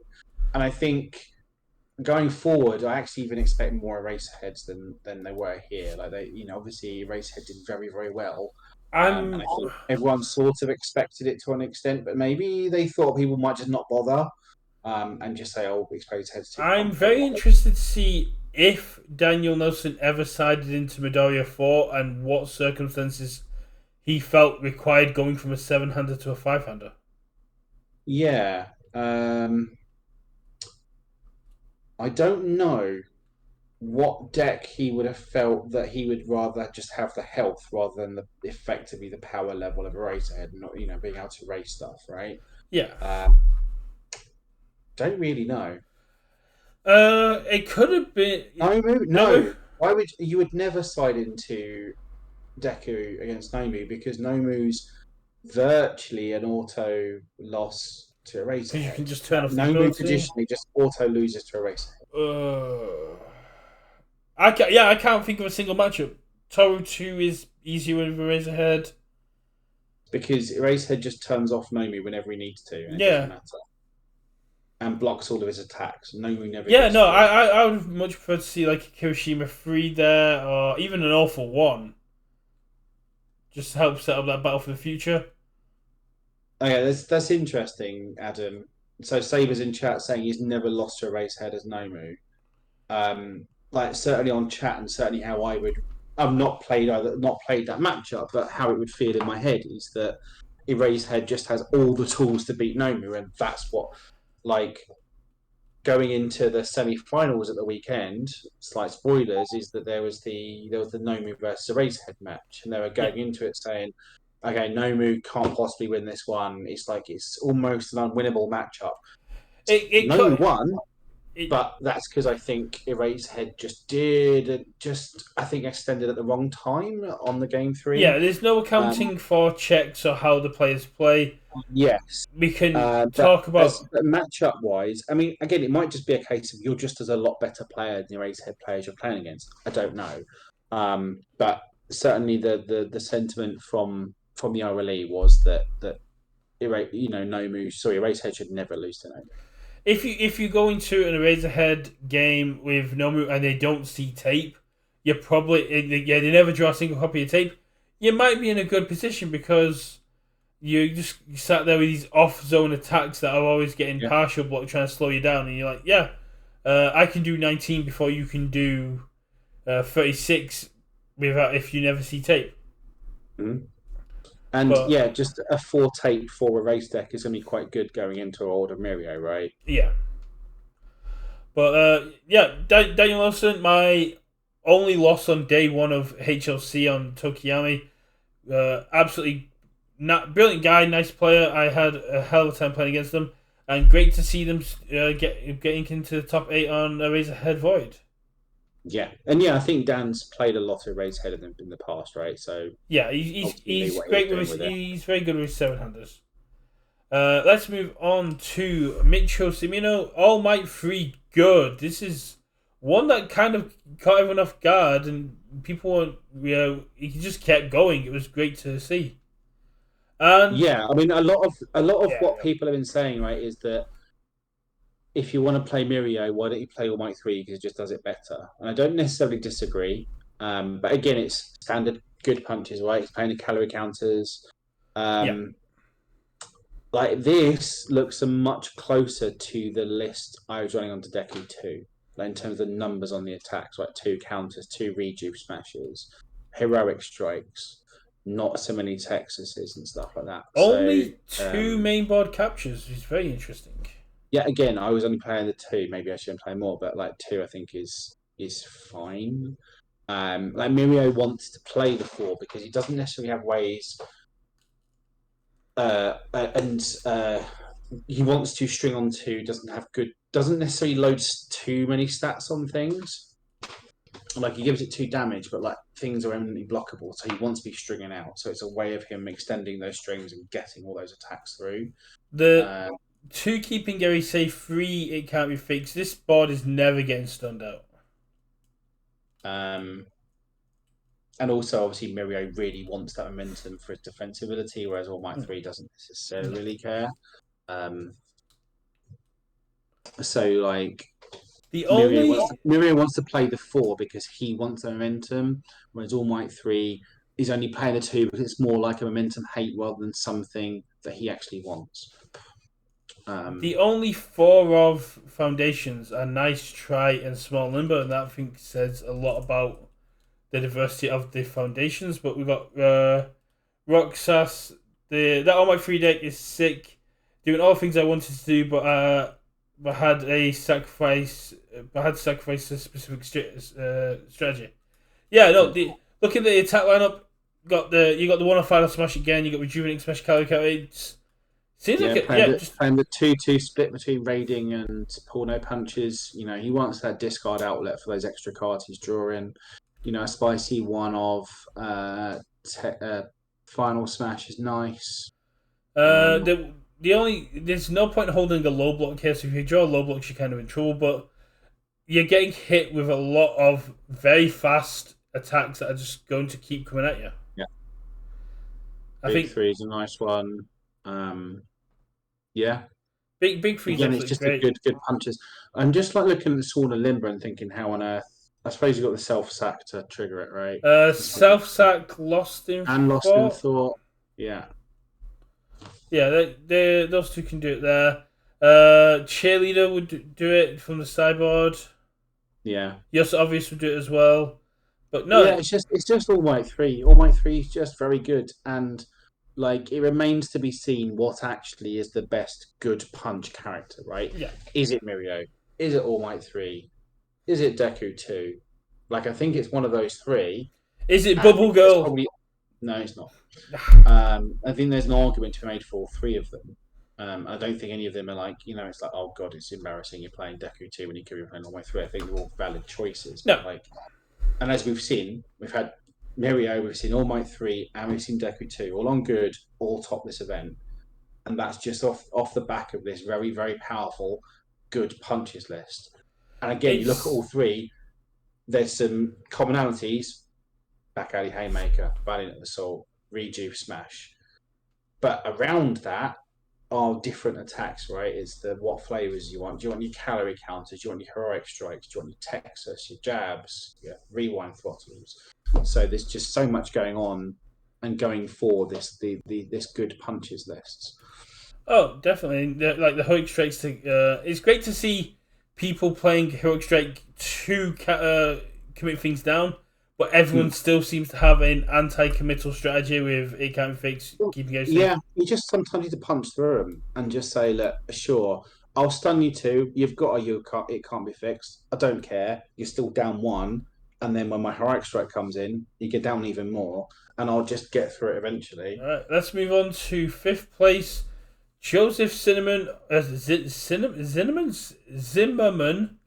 on Nomu Earth. This is our first Nomu coming on here, and it's a small list, but Yeah. it gets So where did Joseph come? fifth. Fifth. Okay. Yeah. So again, Nomu probably did better than most people are expecting, right? I mean, I think would you have been surprised to see a Nomu in the top 16? No. Would you expect to see two of them in the top five? I don't think anyone would have called that one, right? No, this is Um, absolutely mid. And I bet Nomu guy Jacob absolutely loved hearing stuff like that. yeah. The one Um, that the immediately looking at the list, the first thing that catches me is the Tetsu thrashing. I mean, that's standard from last season, right? Or that's what No Moves were doing, right? They're doing I'm a five-hander, so I'm going to play Barrage and I'm going to play Thrashing. So it means my one attack is actually three, and they're all for a bajillion damage because I'm No Move catch. Yeah. And that's basically the plan, right? It's going to be, I'm going to, if you want to turn on my quick to axe, you want to attack me and turn on my quick to axe, turn on my mail bondings, you go for it, buddy. You want to stun me and turn on my can't be fixed, you go for it. If you're actually threatening me, I've got a couple of them in the standards to try and break that The up. one thing to me that feels like You go into deadlock, everything's now got throw because of Prehensile Tail. Good luck catching like a 10, a 12 high, sorry, yeah, like a yeah, 11. the one thing that's kind of like confused me a little bit, but I'm sure it did come in, is the brute strength. You don't really need the additional damage as Nomu. It's a lot breaker, right? Mm, how long It's a way of keeping yourself at deadlock. how often does Nomu go to deadlock? Games go long sometimes. Maybe he wants to come out of deadlock. So he's Learn the like, standards. and it's Absolutely great. just one of the better ones you can have. And like, more damage is always good. He's got the health to pay for extra damage and make everything painful. Oh, But yeah, like you're not allowed to, again, for prehensile tails, you're not allowed to go into deadlock no. against him because his back Haley haymakers become a 13 damage throw. You're not allowed to do it. I'd have liked to seen one of these seasons or all-out battles in the main board. I think all-out Mhm. battle is an absolutely amazing tech choice, and I'd love to see how many times it came in. But just being able to I don't even go, know what that card does. it has two effects. On response, you flip a foundation. You flip when you block with it. It's a low block as well, which is really good. You flip a foundation. Uh, you flip a rival Okay. foundation and you Yeah. draw a card, and it has an enhance that I think you discard one momentum, and this attack gets +1 speed for every attack in both players' pools. Okay. So it handles the no move speed aspect. All battle is absolutely insane. At the Yeah. HLC preview, it did a lot for me. I try and run it on the symbols when I can, but it's an absolutely amazing low block. But yeah, again, it's just like you look at that foundation base 4, 4, 4, 4, 4, 4, 4. So His attacks 4, 4, 4, 4, 4. He just wants to kill you dead yeah, by throwing, it's good, consistent, barrage after barrage or thrashing after thrashing. Like he's and got a look plan and he's came fifth. Like his plan obviously worked. look at the zone spread, and hard and chop is always going to be absolutely threatening Nomu because it's a case of Yeah, it's a 2-for-1 block, but you've got to block a 4 low for 10. yeah. Like full life for 10, catch. Like you want to block and score card? Cool. Barrage, barrage, barrage, barrage, barrage. Yeah, Like, there's nothing really. The overhaul in the Cali Counter sideboard is absolutely sweet. There's yeah. Joseph Simon, Hello. with a few other people. We'd love to break this deck down more, but there's nothing to break down. This is good, consistent Yeah, I just universes. wonder where the overhaul comes in, right? I think Looking at the the sideboard. overhaul comes in if games are going too long, or if you need to speed up how you're doing, how you're hurting. Because No, I don't. I mean, maybe you need some consistency of that six-hander rather than the five. being able to Um, build, being able to loop season the advantage, being able to get 2 damage. I can see if you felt overwhelmed as normal, if you were being dealt with. If you think they're bringing in Blood Curdle, you can go to Overhaul and go, yeah, let's go. yeah, But but like I yeah, said, it'd be interesting what sort of matchups I was bringing that in for. oh, But definitely. I would really love to get some of the people on that we're doing it just to talk about these sideboard character issues because it's one of the things that seem to be seeing pop up more and more and more. Yeah. Is multiple sideboard characters to help deal with what's going on. Let's move on to our top 4. In 4th place, we have UKVersus on a Razorhead 1 Void. I want to be the first to say, well, not the first to say, but first to say on the stream, happy birthday to UKVersus for yesterday. It was absolutely great to see how far you got. yeah, But so this is a very different EH1 Void punches, right? So Yes. again, got some very interesting ones in here. So the ultimate combination is that Yeah. obviously I could just kill you in one Yep. hit. I think they Um, mentioned on Discord they got it to a 13 speed 29 at one point. mhm. Obviously playing the repeated, Decoy the duplicate. redo. I don't think we saw decoy duplicate in the other Eraser Void list. No, so he was playing the flip side of that, right? The action version. They Yeah, both you can play roughly do the both. same thing. Um, yeah, but they fill the same slot in the deck, right? One just the foundation, one's like a hand trap. Hmm. I mean, this is again, it's sort of playing the unexpected hero, spooky, um, This mediators, your feels lineages, more like, like what I'm used to seeing. All worked up for the discard to get more but damage. with the ability to turn on that gas, right? With like the smashes, the ultimate combination, the bindings, the uppercuts, the jabs. Um, I think the thing that maybe when I was watching him that pulled him up is he's not playing many fours, right? No, And he's when got you a lot if of you need five. to go if you need to go on a string turn and kill, that's gonna be difficult. And I think that came If up against that Nomi one match. of the things I will probably ask you about now that I've seen the list, the sideboard character. It's a very interesting choice. We did see it last season, and I'd love to know if and when they brought that in. Throw decks probably, I Hmm. guess. Like Erasehead traditionally doesn't do necessarily very well against throws. I think again I might be talking nonsense, but I would guess like against maybe a throw deck where it's just like, okay, I'll just get rid of your throw, Yeah, or again a very specific like like a star maybe like a staff strike deck, right? Just get rid of that enhance. I think we're going Um, to start seeing a lot more barrier shield eraser head yeah, decks. I think yeah, that's good. playing the full three barrier shields for that kind of give it breaker two, breaker one, breaker three, your thing. Sure, your turn's over now, isn't it, buddy? Looking at the sideboard, I Okay. think it might be the throw hate sideboard because maximum hardening is great against throws. Confused is great against throws. I think yeah.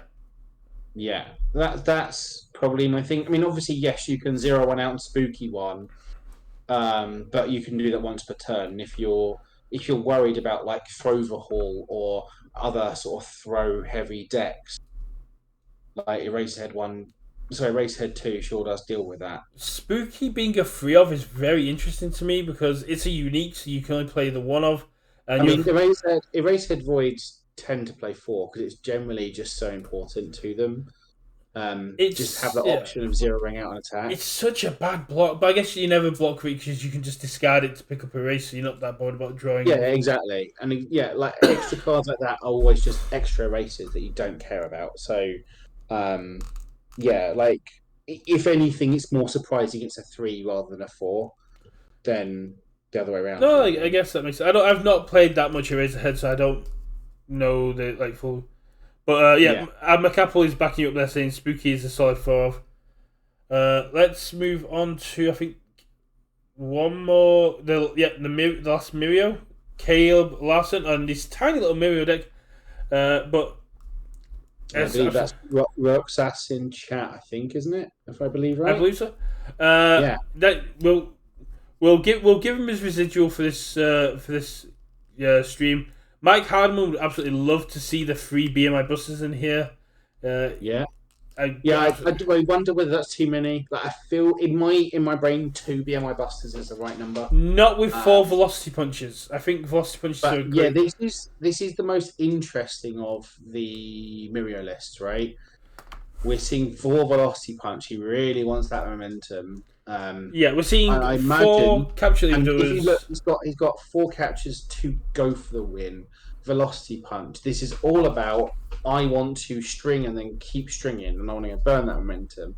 Four carpool to work. Four lost in thought. Love lost in thoughts. Um, this Yeah, feels very. I want to string six attacks in a turn and keep going and keep drawing. I think this is really if Rux is still. Wish I had four being by the end. Yeah, that was actually on Really? four. Oh, Okay. nice. Oh, But yeah, sorry.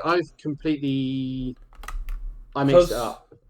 That's my yeah, bad. I was thinking BMI Buster calorie counter. Different. no, yeah, no, Two, yeah. two is the right Because number for calorie yeah, counter. BMI Buster. I'm looking at Yeah, this that's here, and you go. if you turn one, build 5 foundations, and those 5 foundations are pulling their punches, carpooling to work, and then say destined of 3, and then 2 keeping Gary saves. You play Velocity Punch, you add carpool to work to your momentum, you then Velocity Punch gets blocked because, yeah, sure, whatever. You play BMI Busters, you then pull no punches, the Velocity Punch into your momentum, and you've got a turn 2 BMI Buster online that builds 2 and draws 2. Yeah. That's so I don't know nuts. how you feel about SAS. Like, if you want to, yeah, I could see playing because I was in my brain, I'd completely mixed up BMI and calorie counter. Yeah, no, BMI it happens, but yeah. But yeah, I could certainly see maybe trimming a chop for the 4th Buster just to remove a 5 diff and just go full out on that. I'm gonna string, and like, you're not playing any stun here, right? Phantom Threat doesn't have stun, I don't think. So it's a case of, sure, build all of your it can't be fixed and keeping Airy safe, because I'm not going to stun them and they're just blank foundations. Good nice one, noob. And I like it. Like, no back alleys, right? Sacrilege. Yeah, no. There's 0 stun. Again, blanking out all of that stun hate people are blank playing. I'm going to blank it out and play stuff that does what I wanted to do. Yeah, I absolutely love this. I like it. BMI, it basically goes, I live by the BMI, I die by the BMI. Phantom Threat's a great one to get to have to deal with it. Well, sort of like she sets it up, but yeah, he basically goes, if you take momentum, I'm taking it back. The carpool to work is such good tech here because you discard it with the BMI, it replaces itself, which means if you've got a second BMI, you're more than likely ready to go again with another one. And that build 2 just makes it so. I mean, so that's good. that is maybe a bit Billy hot takes, Caleb, in chat saying Haymaker is bad. Well, he doesn't mean back alley. He means the rapper flash. He means the rapper flash attack. Yeah, he means rapper, not back alley Haymaker. Sure. Yeah, he didn't say back alley. He said Haymaker, and that's a rapper flash attack, right? Yeah. I think, and I'm sure Tim Keefe would be proud to say, what is it? What's the expression Tim Keefe loves? I have no idea. I don't watch that much. Not kill the darlings. Sacred cows. Kill the sacred cow. That's the one. And obviously, Haymaker is something, if you're making a good punch list, what's the first thing you do? You put 4 Haymakers in it. Yeah. And sometimes, as Caleb proved by getting in the top 4, sometimes, if you're making a good punch list, you don't need to play back alley Haymaker. So I'm gonna go. So when I was making, what was that? When I was making my nationals deck, like last season, so we're talking 8 months ago. I was watching the Mighty Ducks Game Changers, which is a really weird thing. And I was trying to think of how to make a Dabby deck that people weren't expecting from me, and there was one line in there that I think incorporates this deck, incorporates a lot of decks we've seen today, which is when they were playing hockey, it was to turn the puck on its side. It was to play the game and the way they were expecting, but come at them in such an unexpected way they didn't know how to respond. And looking at this attack lineup, it's because people will be expecting the Mirio attacks. They'll be expecting the back alley Haymakers. If you open up with a Velocity Punch, your opponent's going to be a little bit winded, they're a little bit taken back and going, what are they setting up here? And then game 2, they're going to be so preoccupied with keeping you off momentum that they're losing their mental game because they're already starting to play reactively rather than proactively. And I think that's absolutely amazing. But again, this again, obviously Caleb, just sort of correct me if I'm wrong, this looks like a deck built to string as hard as it can, right? Velocities are 4, BMIs are 4, jabs are 4, Phantom Threats are 5, Valiants are 4, chops are 5, only a couple of. So you're only playing 4 5s here. McApple saying if I want to build a Dabby that no one expects, build it not on Chaos. I made one on Death. I had a lot of fun playing it on Death, but it was not competitive. I had a lot of fun at the last RLE playing against Mike on the Friday with my Death Dabby, but he had a little bit of a got me because I did a latent skill and discarded 2 attacks when I could have killed him. I just wanted to see what would happen. But yeah, so yeah, we've got two go for the wins to help Yeah, string. no. We've got Be My Buster, which builds out and helps string. We've got Jab, builds out, helps string. Valiant Assault draws cards, helps string. Jab obviously draws cards as well. Velocity Punch is fueling our Be My Busters to help us string. Like it feels like it's just all built to string as hard as you can and fling 5, 6, 7, 8, 9, 10, however many attacks you need to just to kill them. If I was going to do one thing differently, I may just abandon the Phantom Threat train and replace those No, with. because again, it's fueling the BMI Buster, right? Uh, Two, I think two of is the right number here. Because I'd put in somewhere one or two final smashes because we've got the destined information success. So we put the BMI Buster back on the top of our deck. We destined it and we get it back, and we get to play more than the four in our again, deck. you're not going to have that momentum, right? Like the Phantom Threat is important to get that momentum, and it's an attack you can fling that doesn't counter aggressive, right? So it's again, it's sort of thinking current frogish, right? It's an attack you can fling that doesn't counter aggressive, but it also is fulfilling what Kate is saying is game plans, just to maximize the raw number of attack. Yeah. So because it's fueling your BMI Buster, so I'd imagine a line you probably did all day was like Phantom Threat into Velocity Punch into BMI Buster, draw two, build two, right? Yeah, no, I'm just saying. I would love to see. I would just love to see on from the meme master. I would love to see a final smash in there, just to just go. Oh, you thought I was out of Be My Busters? Well, they're back, and now there's nothing you can do to stop me. But yeah, no, I really like the list. Yeah, no. And it's very innovative. I was that good punches list. I was very interested to see what kind of list made it to the top 4, and I'm so happy with this list. I love the sideboard. You've got the Texas Smashes in case you want to go back to old school, punching them in the face. The Toru 2 with Cheerleader. More for, I would imagine that is a 10 copy transformative sideboard. I.e., he's bringing in all 10 cards or he's bringing in 0 cards. That's my guess. Well, why? Because Tori needs the damage. She gets it from Texas. Yeah, but I mean, at the same time, I can understand there might be certain situations where where you want the Texas to come in just to do a little bit more. But yeah, they kind of feel the same purpose.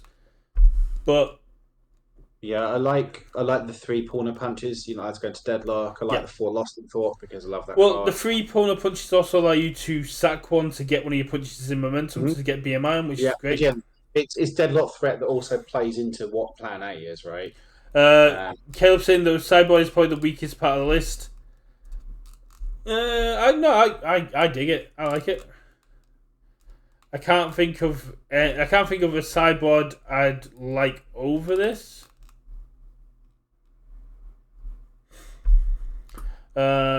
Possibly if they're prepared for the million shenanigans, an All Might 3-1 just to make my attacks a lot harder to hit, and you can still draw deep into the BMI Buster strategy.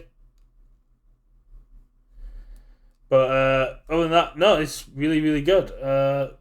Let's move on to the top 2, which was a bit disappointing for you, Richie, because you wanted to hold both spots on the draft. Yeah, I was hoping both erasers would get in, just so I could guarantee. But we've got TC Devantian on Nomu Earth. Yeah, and I think the big thing obviously was TC winning a semi-final and beating Eraserhead, which no one was expecting. Well, I mean, every single one of these attacks does something and does it well. So again, he's playing the barrages, playing the haymakers, playing the jab. One of rapid punches is never bad. Like rapid punch is never a bad thing. It's the muscle mauler. I absolutely love the muscle mauler tech. Yeah, and I bet he's playing the 6s, right? Muscle mauler and calorie counter as those 6s that aren't really 6s, right? Muscle maulers, especially calorie counters almost always a 3 because you have to block everything Nomi throws at you. And there's a 3 diff that's coming in for a bajillion damage on face, like with 5 speed. The main deck looks pretty straightforward. 3 Bakers is interesting. Like, what has he got to actually draw other than Chivalrous, Rapid Punch, Back Alley Haymaker, Muscle Mauler. Muscle Mauler, does Muscle Mauler actually draw? I It believe doesn't. you. I believe you destroy one foundation, you draw a card and pick up your momentum. I'll double Okay, yeah. check, but Muscle Mauler is destroy one face down foundation, draw one card, and add one card from your momentum to your hand. Deadlock enhance, flip to rival foundations. Yeah, it's Deadlock Hate, it's Breaker 1, it's an absolutely amazing card, and it's a 5 diff most of the time in Nomu. Yeah.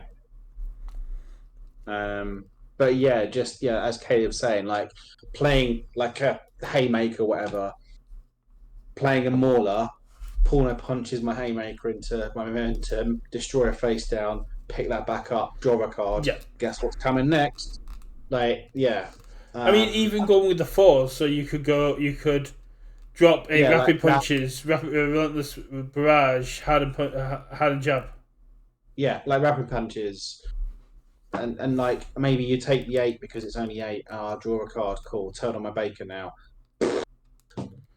Yeah, Yeah. it's got some nice sort of Baker's twisty turned things. It's on. got, Play and again, Mauler it's got on all a that. you play Mauler on a 6. You pull the punches, rapid punch into your momentum, blow up face down, pick up the rapid punches again, and go cool. Now you got to deal with that again, as well as my 5 mid for 12. Yeah, and it's got some some snipes in that main with sneezing just to say, okay, this one thing I don't like, and also this has now got 2 extra speed catch.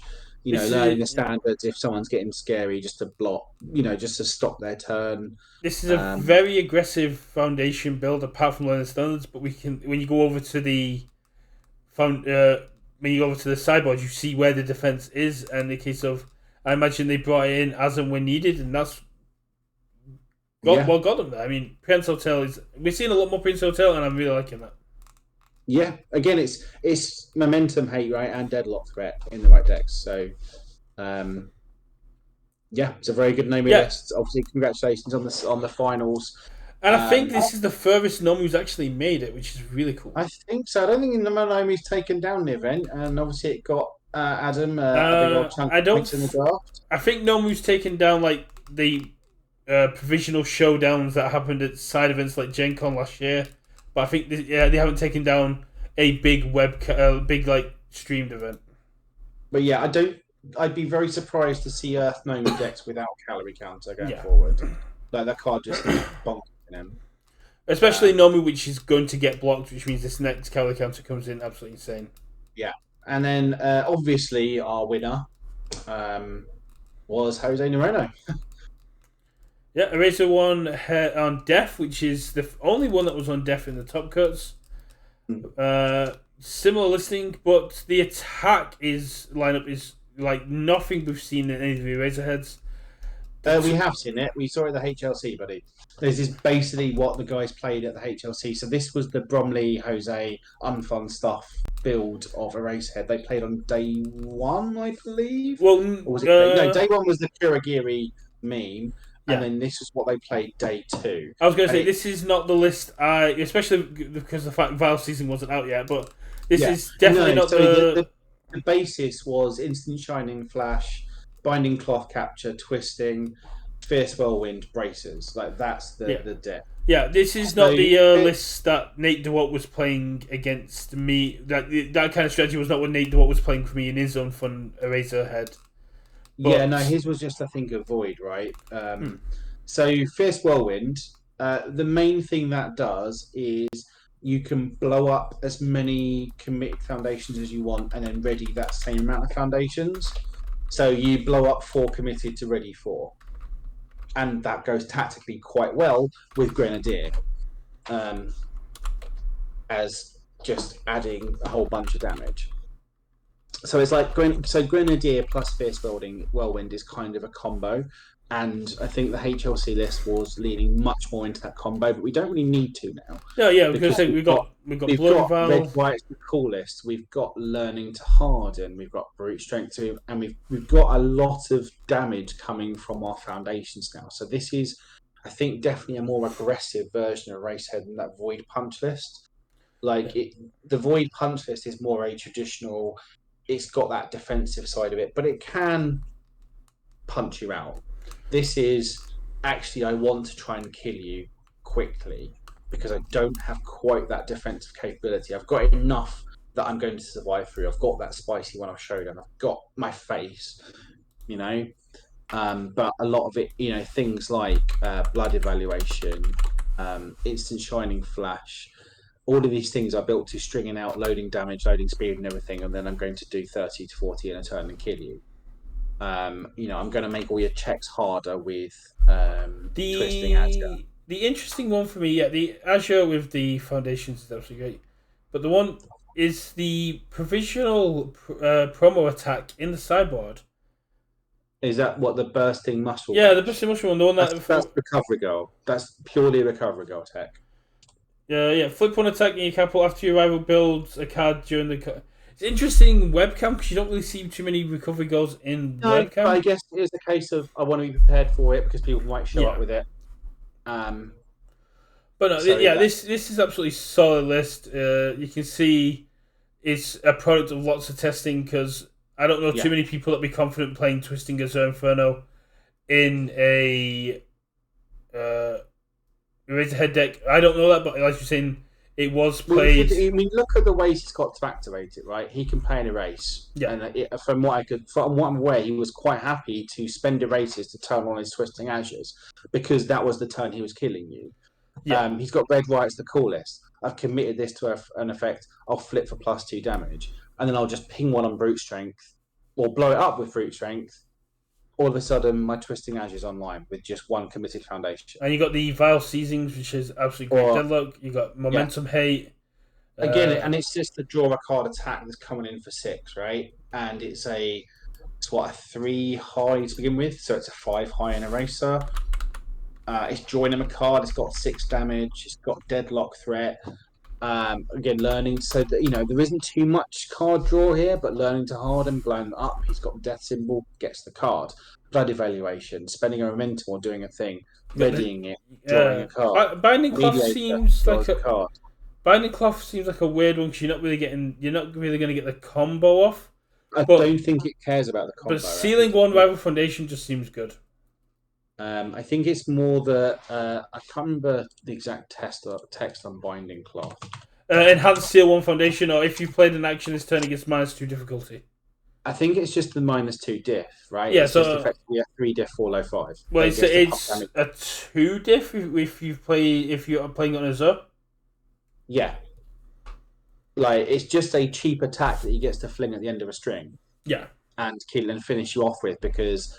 Then I'll pay a life, give it +1 with brute strength, flip a learning to harden, give it another +2, blow up that learning to harden, give it another +1 with brute strength. He's just trying to fling this in for 8-9 damage at the end of a string and finish you off with it. Yeah, I mean it's a 4 low. It's a 4 low for a ridiculous amount there. That'd be really good. And it's not. It's a 6 low because it's a Razorhead.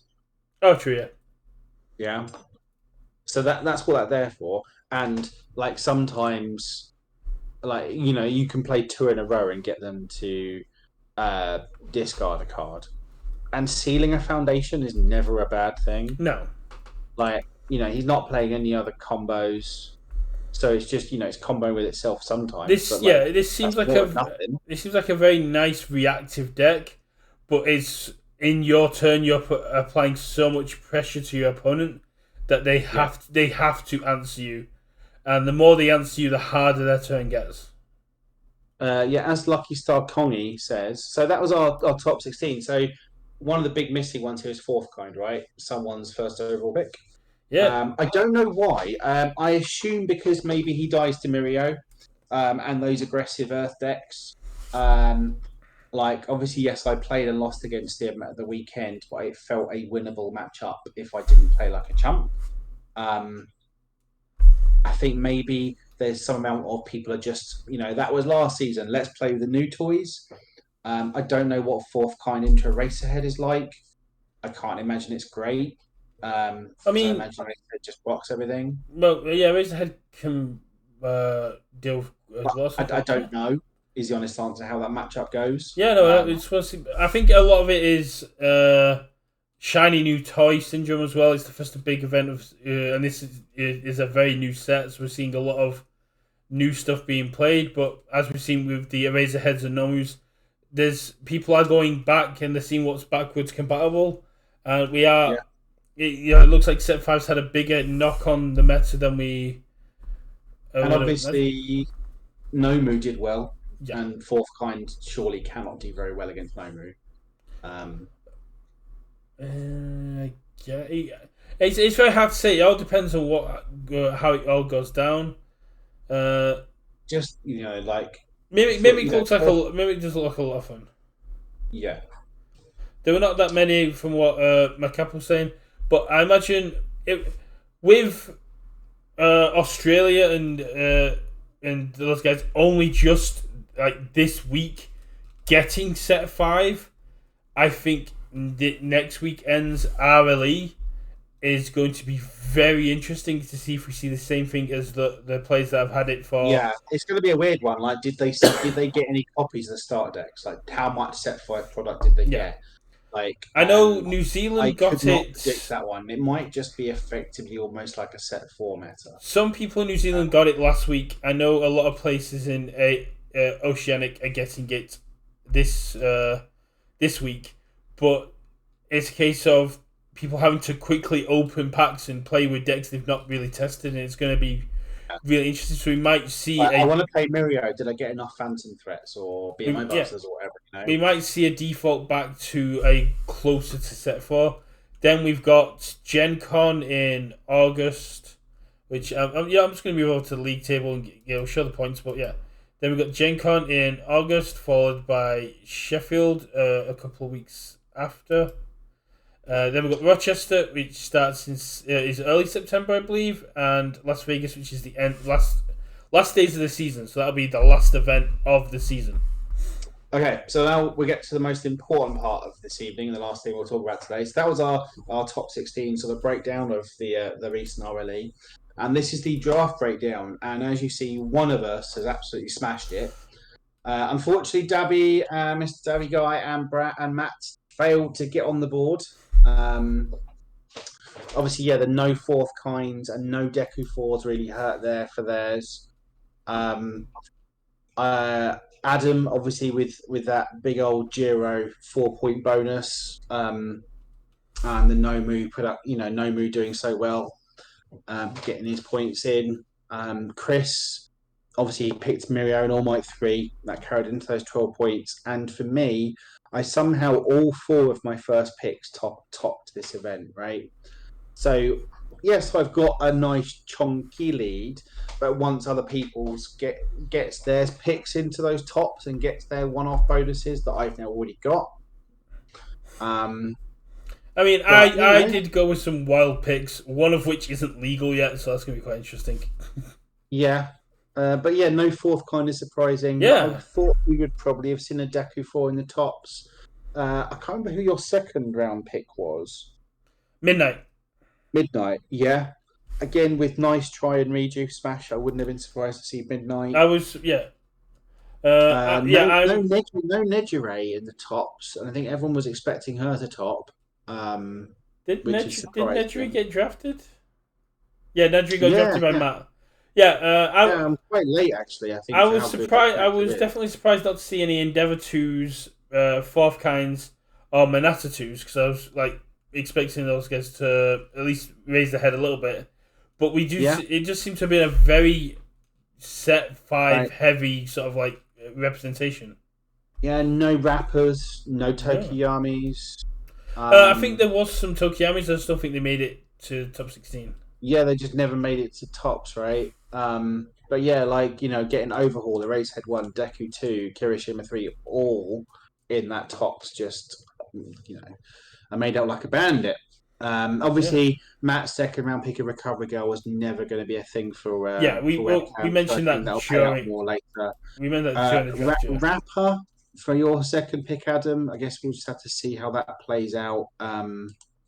But yeah, as Apple saying in chat, I think this event might be quite skewed with the new toy syndrome of Yeah. everyone just like, it's webcam, don't care, going to play my new toys.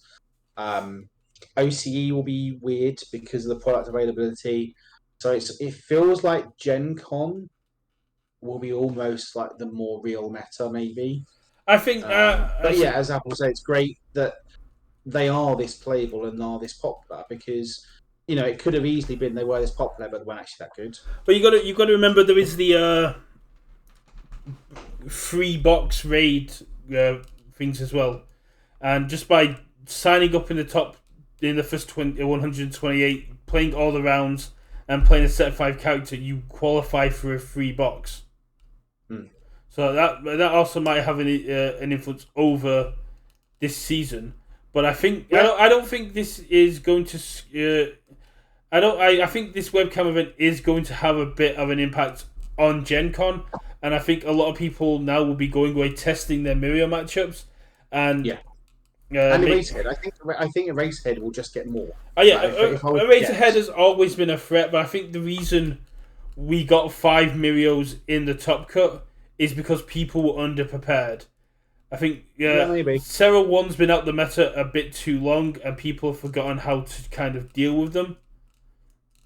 The free box isn't applicable for RLE. It might well be that Chris makes out like a bandit because it might well be a lot of these Mirio players swapped to All Might 3. I'd be. It's definitely interesting. Andrew's saying that Jose can only attend a certain amount of events. This is true. I would definitely interested to see how and where the meta goes. No offense to Zane and the guys at Down Under. I don't think the Oceanic event is going to be that impactful on the season 2 meta, just because of how long you've had the decks. But I really would love to see some interesting decks coming from there. Yeah, and obviously we will go over the event on an episode and see what those guys down there do. But Gen Con is definitely going to be the biggest, the next big influence on the meta, and will have a direct impact on our own RLE. But our meta is so weird compared to America, because look at our nationals. We had Odro win it over Tokiyami. Look at our RLE. We had Jiro win it over some of the other characters that were doing really well at the time. The UK meta is definitely an interesting one. Yeah, but it's good. It's good that we've got our own thing, right? And that we're not just led by whatever America does. Oh, definitely. I'm hyped to go down there. I'm still considering whether to play a real deck or go with my meme that I've been playing for 2 weeks that I really like, that I know is just going to get me slapped around because it has a goal, but all the meta decks just completely ignore that goal. It's an RLE. Play a good deck. But Nationals is so close, and I don't want to give away my good deck. But we'll see. But yeah, so I think we'll probably just wrap it up there. So I think just going with Andrews. There's only going to be X amount of players with a playset of repeated smashes. Yeah, but if anywhere in the country was where that there was going to be 10 players with playsets of repeated smashes, it's Sheffield. Yeah. But yeah, we'll move over to our brand new end screen. Okay. So yeah, thanks everyone for watching. Obviously, the big takeaways are set 5's great. All the characters are really good and popular. And I'm the king of draft.